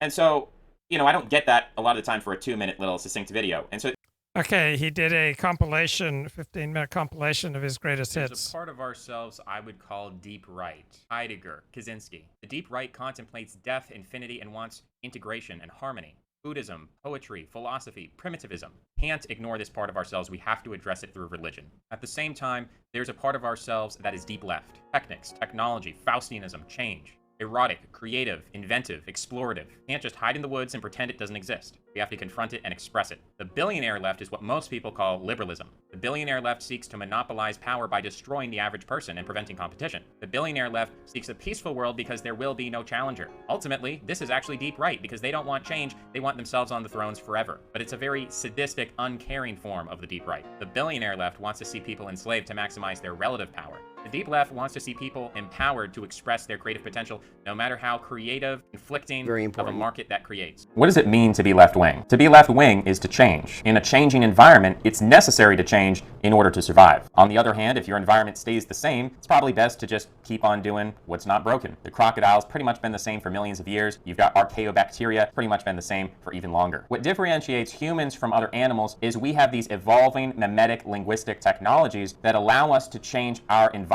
This allows us to be more left-wing with respect to other animals or other apes. Now, relatively speaking, those humans who stayed in Africa were doing the right-wing thing, while those who left were being left-wing. The Chinese system of characters, which involves this intensive memorization, tens of thousands of individual words, is relatively right-wing, whereas the Western style of producing phonetic alphabets, where you can recombine, add to, subtract, and change words all around, is relatively left-wing. The ancient pagan faiths were based in specific bloodlines or a specific plot of soil, whereas the universalist monotheistic religions were relatively left-wing. In the 14th century, those areas of Europe which were hit by the Black Plague experienced a period of change that resulted in the Renaissance, while those in the East, which did not, their social structures remained in place and they remained relatively right-wing. The areas of Northern Europe that broke away from the Catholic Church were relatively left-wing. God is the truth. The truth is that which is, as opposed to that which is not. God is the will behind this duality. Religion is the process by which we seek truth. Seeking truth means to exist and to survive. All knowledge is a representation of truth. All genetics is therefore a representation of knowledge. We hate the truth because it causes us pain. We reject truth out of selfishness. The goal of religion and science is to destroy selfishness so that we may seek truth. Through ritual, meditation, and prayer, we can destroy our selfishness. Anything which moves us outside of ourselves brings us farther away from this selfishness. These include family, friends, religion, ethnicity, intimacy. The elite are selfish, and they want to hoard the truth for themselves. They wish to deprive us of our intimacy with other people and with God. The Father represents the truth, the Son represents the destruction of selfishness, and the Holy Spirit represents the intimacy which unifies us. Loneliness is a void filled by ideology. Lack of intimacy, lack of trust. Ideology attempts to fill this void, but radical ideologues on the left and right always descend into infighting because they don't have trust. If someone shares your political beliefs, it doesn't mean you can trust them, and it doesn't mean that they love you. If people really want to fill that void in a non-superficial way, it's going to have to be done with morality, not ideology. Once you have a solid base of morality, you can add ideology on top of that. You will no longer be dependent upon radical pornographic ideology for a dopamine hit to fill the void, because the void will be filled. There will be a well to drink from, which is good, nourishing, not one which is like the salt water that makes you more thirsty. When you have a basic feeling of trust and love and intimacy in your life, you can look at ideology with sober eyes, because you'll no longer be dependent upon it as a substitute, like porn is a substitute for real intimacy. We define ourselves. We invest in a narrative. This is a good narrative. It's a good story. It's a good mythos. But when we engage in victimology, when we define ourselves as victims, then we create an existential crisis where to resolve our victimary status would mean our literal death. In order to keep ourselves alive, we have to ritualistically relive the pain or humiliation or victimization that we believe makes us who we are. Sometimes a clean slate is necessary. The secular atheist takes solace in the idea that death is this clean slate, but that's not true. Somebody has to pick up where we left off. It's very powerful to empty oneself of one's own negative persona. When Christ says, "Not my will, but your will, O Lord," he is emptying himself of his own earthly human persona, and he's opening himself up to something completely different. What it allows us to become is slaves to a new master. I say a new master because if we don't have an external master, we have an internal master. The Nietzschean believes that to be a master of oneself, it's the best. But if you're a poor master, then not only do you abuse others, but you also abuse yourself. We see. Okay, Kenneth Brown, obviously a Christian there. It's just a 15-minute compilation. And that is today, as we know, let's get very serious, is Valentine's Day, or as some would say Valentine's Day. As we said when we were kids, I say, first of all, I wish to all of you a happy Valentine's Day. Happy VD to everybody. May you celebrate VD with someone you love.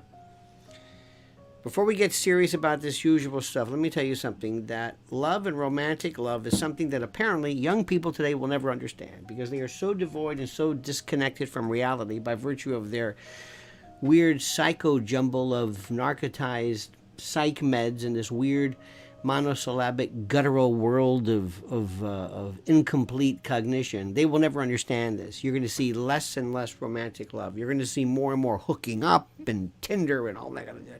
But you're going to be seeing, by virtue of this new COVID America, you're going to see fewer and fewer explications and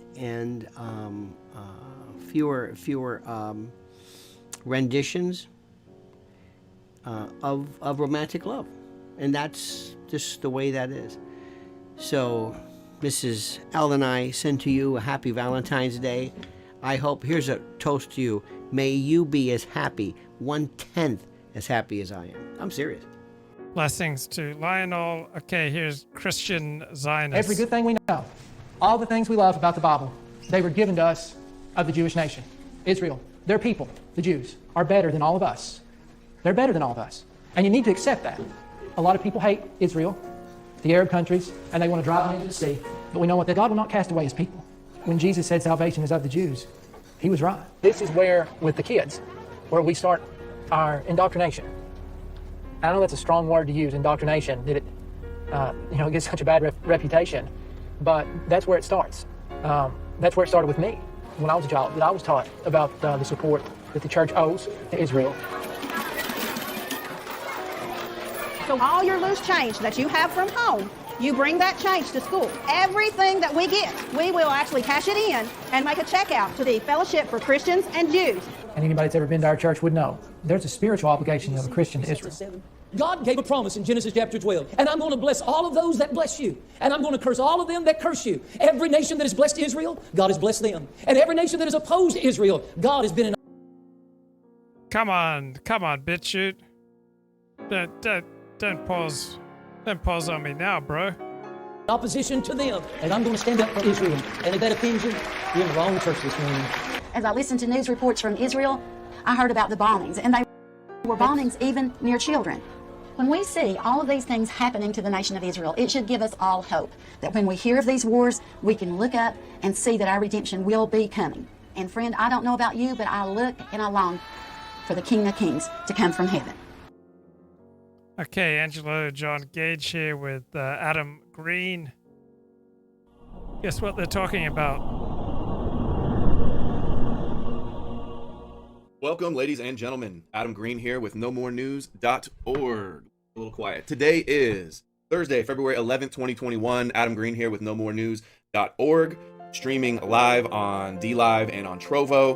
Going to be posted to BitChute afterwards. There's so much news to get into. There's so much material that they give us every day. Overwhelming information to go through. Joining me today to navigate all of the madness, I've got two of my friends here. We got Angelo John Gage, who was recently just banned from YouTube and from Twitter, and Albert Bashai. Thanks for being here, guys. Always a pleasure, my friend. Team Amalek. Thank you. Team Amalek to the very end.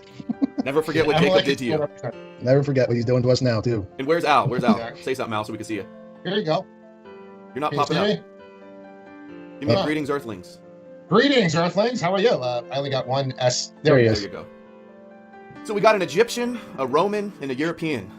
If those three characters walk into a bar, what do you get? I don't know. A lot of anti-Semitism, right? Maybe some kvetching. A lot of kvetching, apparently. A trembling Zionist supremacist.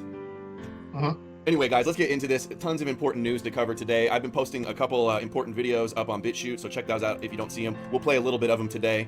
But first story I want to get into, I feel like we see headlines like this every day. We have an article out of RT, but this is about a former journalist at The Guardian who said he doesn't believe in cancel culture, gets canceled. You guys check out this story, Angela? Yeah, I heard about it. Yeah, I heard about this one, yeah. You say the wrong thing, you lose your position. Guardian columnist reveals he was fired over tweets criticizing Israel.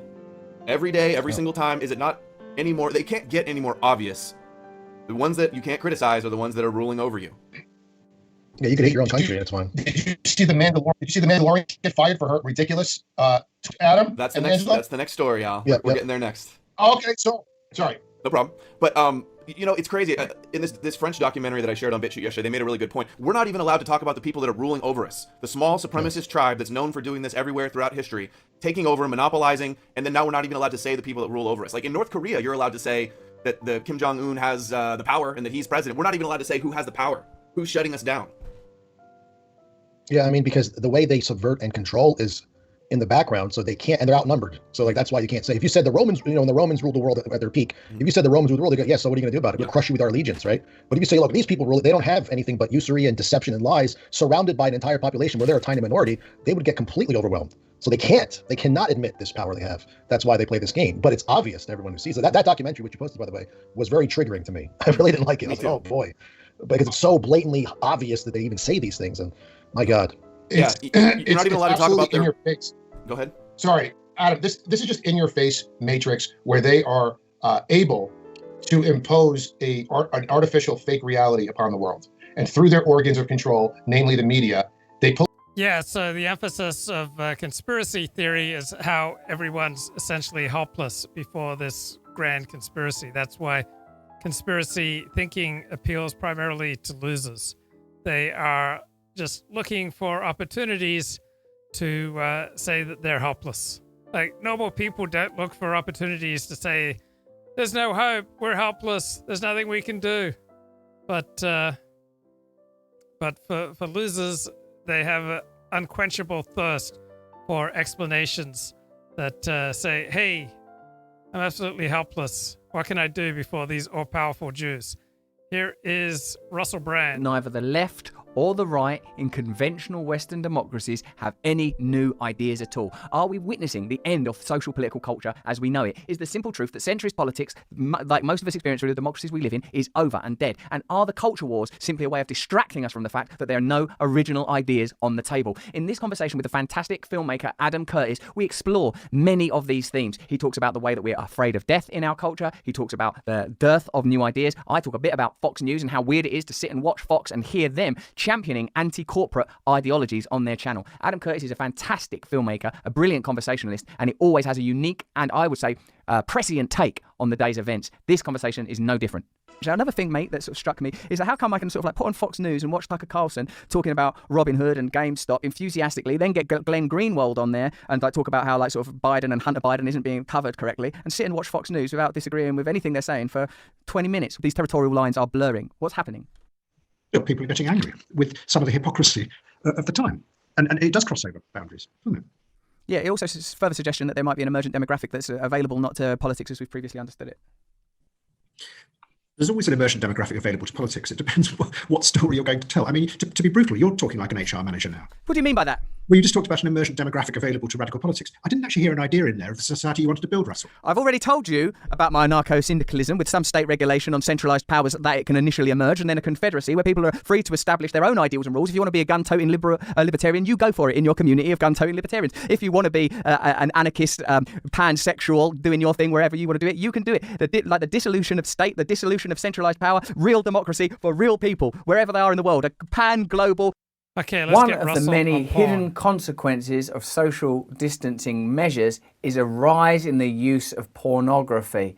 What does that indicate about us? Why are we turning to pornography? What job is porn doing in our lives? A lot more porn. That's how much pornography nearly 1 in 5 Americans say they have watched since the pandemic started, according to preliminary findings from the Kinsey Institute. 2 hours is how much porn the average person reports watching in the last 2 weeks. In many regions, spikes in use have occurred immediately after social distancing measures have been implemented. Pornhub saw an 18% jump over normal numbers after making its premium content free for 30 days for people who agree to stay at home and wash their hands frequently. I mean, frankly, that should be standard for Pornhub users.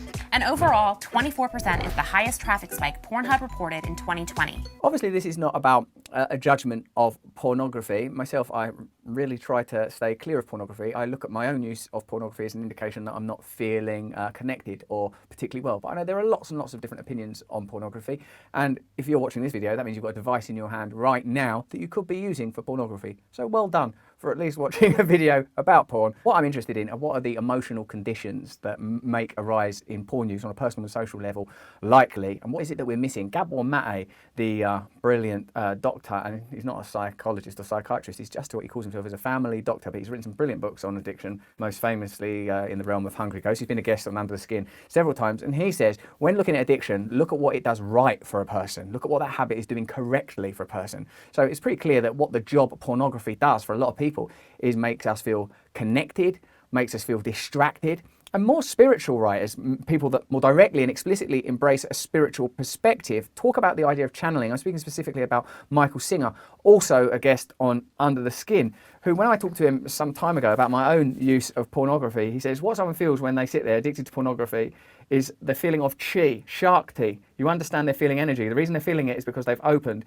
It's something in their mind that has opened. I like this idea that it awakens a sort of force of energy. If you can for a moment extract your analysis and understanding of porn from all of the kind of cadence and inflection of pornography, the shame around it, whether you think it's right or wrong, liberating or appalling, what's actually happening is you're staring, in the instances we're discussing, at a screen and you're creating an energetic state. I approach things mostly from a perspective of addiction, having been addicted to a lot of things in my life. And like when you take chemical dependency out of the picture, you realize that you can generate and create your own narcotics in your body, that you can change your mood, distract yourself. There's nothing inherently wrong, one could argue, with pornography. But stimulating and synthesizing certain conditions within yourself in order to soothe, distract, control yourself, for me it starts to feel, well, that you're living in a kind of abstract reality. What is the reality you're referring to? Of course, there's sort of conjugal activity, but there's also connection, the idea of connection and intimacy. I suppose you could understand what it is you're lacking, not only by the act of looking at pornography itself, but also the type of pornography you're looking at. And since the start of the pandemic, 18.5 million searches have included the word corona on Pornhub. 11.8 million have included quarantine. The fact that people are trying to accommodate an understanding of the current pandemic into their use of pornography is interesting, isn't it? It's a weird way to metastasize or metabolize the experience. I think that next time I have the urge to look at pornography, what I want to do instead is think, right, can you do like a breathing exercise? But it's very difficult, isn't it, when you feel that the need to, whether it's look at pornography or eat chocolate or use drugs or drink, to sort of sit with the feeling, to wait and go, right, what happens? One time, like when I didn't want to look at pornography, me and a friend talked about, yeah, let's not look at pornography then. I goes, next time I want to look at pornography, I'll reach out to you. And I goes, right, I'm thinking about looking at pornography now. And he said, by text, I don't know what it is you're feeling, but I know it won't be improved by looking at pornography. And like that sort of, even that was enough to sort of interrupt the pattern of thinking that leads me to use pornography. I suppose actually what you ought to rely on is your own code. If you look at pornography and you just go, I like it, I absolutely love looking at pornography, it's an absolute joy, it's bliss for me, then that's not a problem, is it? But if you look at pornography and you think, well, I don't feel great that I did that, or I'm doing that too much, or I'd rather not do that at all, then that's when you have to start considering solutions. And to get to solutions, you have to understand the job that it's doing for you. 6.2%. That's how much Pornhub says U.S. traffic increased on August 24th last year when Zoom experienced a 6-hour outage. Back to what Michael Singer said. He comments that we're sort of trying to channel energy. And I find this a very interesting angle to investigate if you want to understand not only your own porn use, but any obsessive behavior. Your mind has the ability to close up, like blinds close. When it closes, energy can't flow because it's closed, like a cloud across the sun. You don't see the light, but it's still there. You get dark, you get depressed, you get tired. When something is happening in front of you that opens you up, such as seeing your partner that you haven't seen for years, or a lottery win, or looking at pornography, I don't care, he says, whatever it is that opens you up will be specific because of the patterns you've built in your head. The different things that would disgust one person would turn someone else on. I'm not judging, he says, I'm just saying that's what psychology is. Psychology is about the patterns that you store in your mind that create inclinations. The reason that channeling idea stuck with me is because when I think about the experience of pornography, I recognise that it is an attempt to change the way I feel, to generate a particular feeling, to access a kind of transcendence. Now I know some of you think, oh, you think too much, you talk too much, you do everything too much. But just take a moment to connect with the person that you actually are in those moments, if it applies to you. If you do anything you don't want to do, if you can't control it when you want to eat or watch porn or something, like if you try to bring awareness to that moment, you will learn something about yourself. 3.5 million new subscribers is how many new people signed up for adult content site OnlyFans in March. OnlyFans is a relatively new phenomena, a site that works in harmony with social media sites and grants you access, which I think is presumed to be sexually explicit, although I'm sure there's more to it than that, and I've not used the platform, so I don't know for sure. You could look at it as like, oh, that's entrepreneurial and it gives people the opportunity to generate revenue and pay for stuff and all of that. But I suppose what I think is interesting is the ongoing commodification of all relationships and how this lockdown has facilitated that. It's not like a criticism of content providers on OnlyFans. How is that different from what I'm doing, other than my assumption, which may be incorrect, that it's a kind of sexual thing? I'm not a prudish person. I don't care about things like that. What I think is it's an interesting way of understanding an unmet need for connection that is being commodified. It's perhaps not more serious than us commodifying joy for our consumption of soft drink. Right. So when I look at a woman with lust and she's not my spouse, I can say a prayer. I could say, God, whatever it is that I'm looking for in that woman's chest or in that woman's butt, let me find it in you instead. Right? The highs that we may seek out through gambling or through porn may be better found for many of us through seeking out the transcendent. Abide with me, fast falls the eventide. The darkness deepens, Lord, with me abide.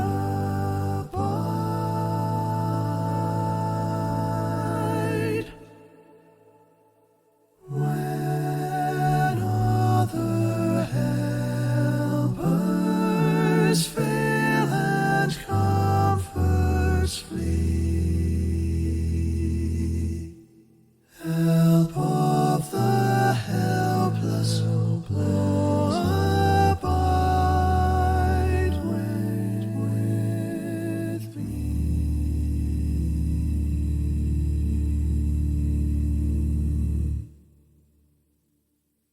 I fear no foe, with thee at hand to bless. Ills have no weight, and tears no bitterness. Where is death's sting? Where, grave, thy victory? I triumph still if thou abide with me.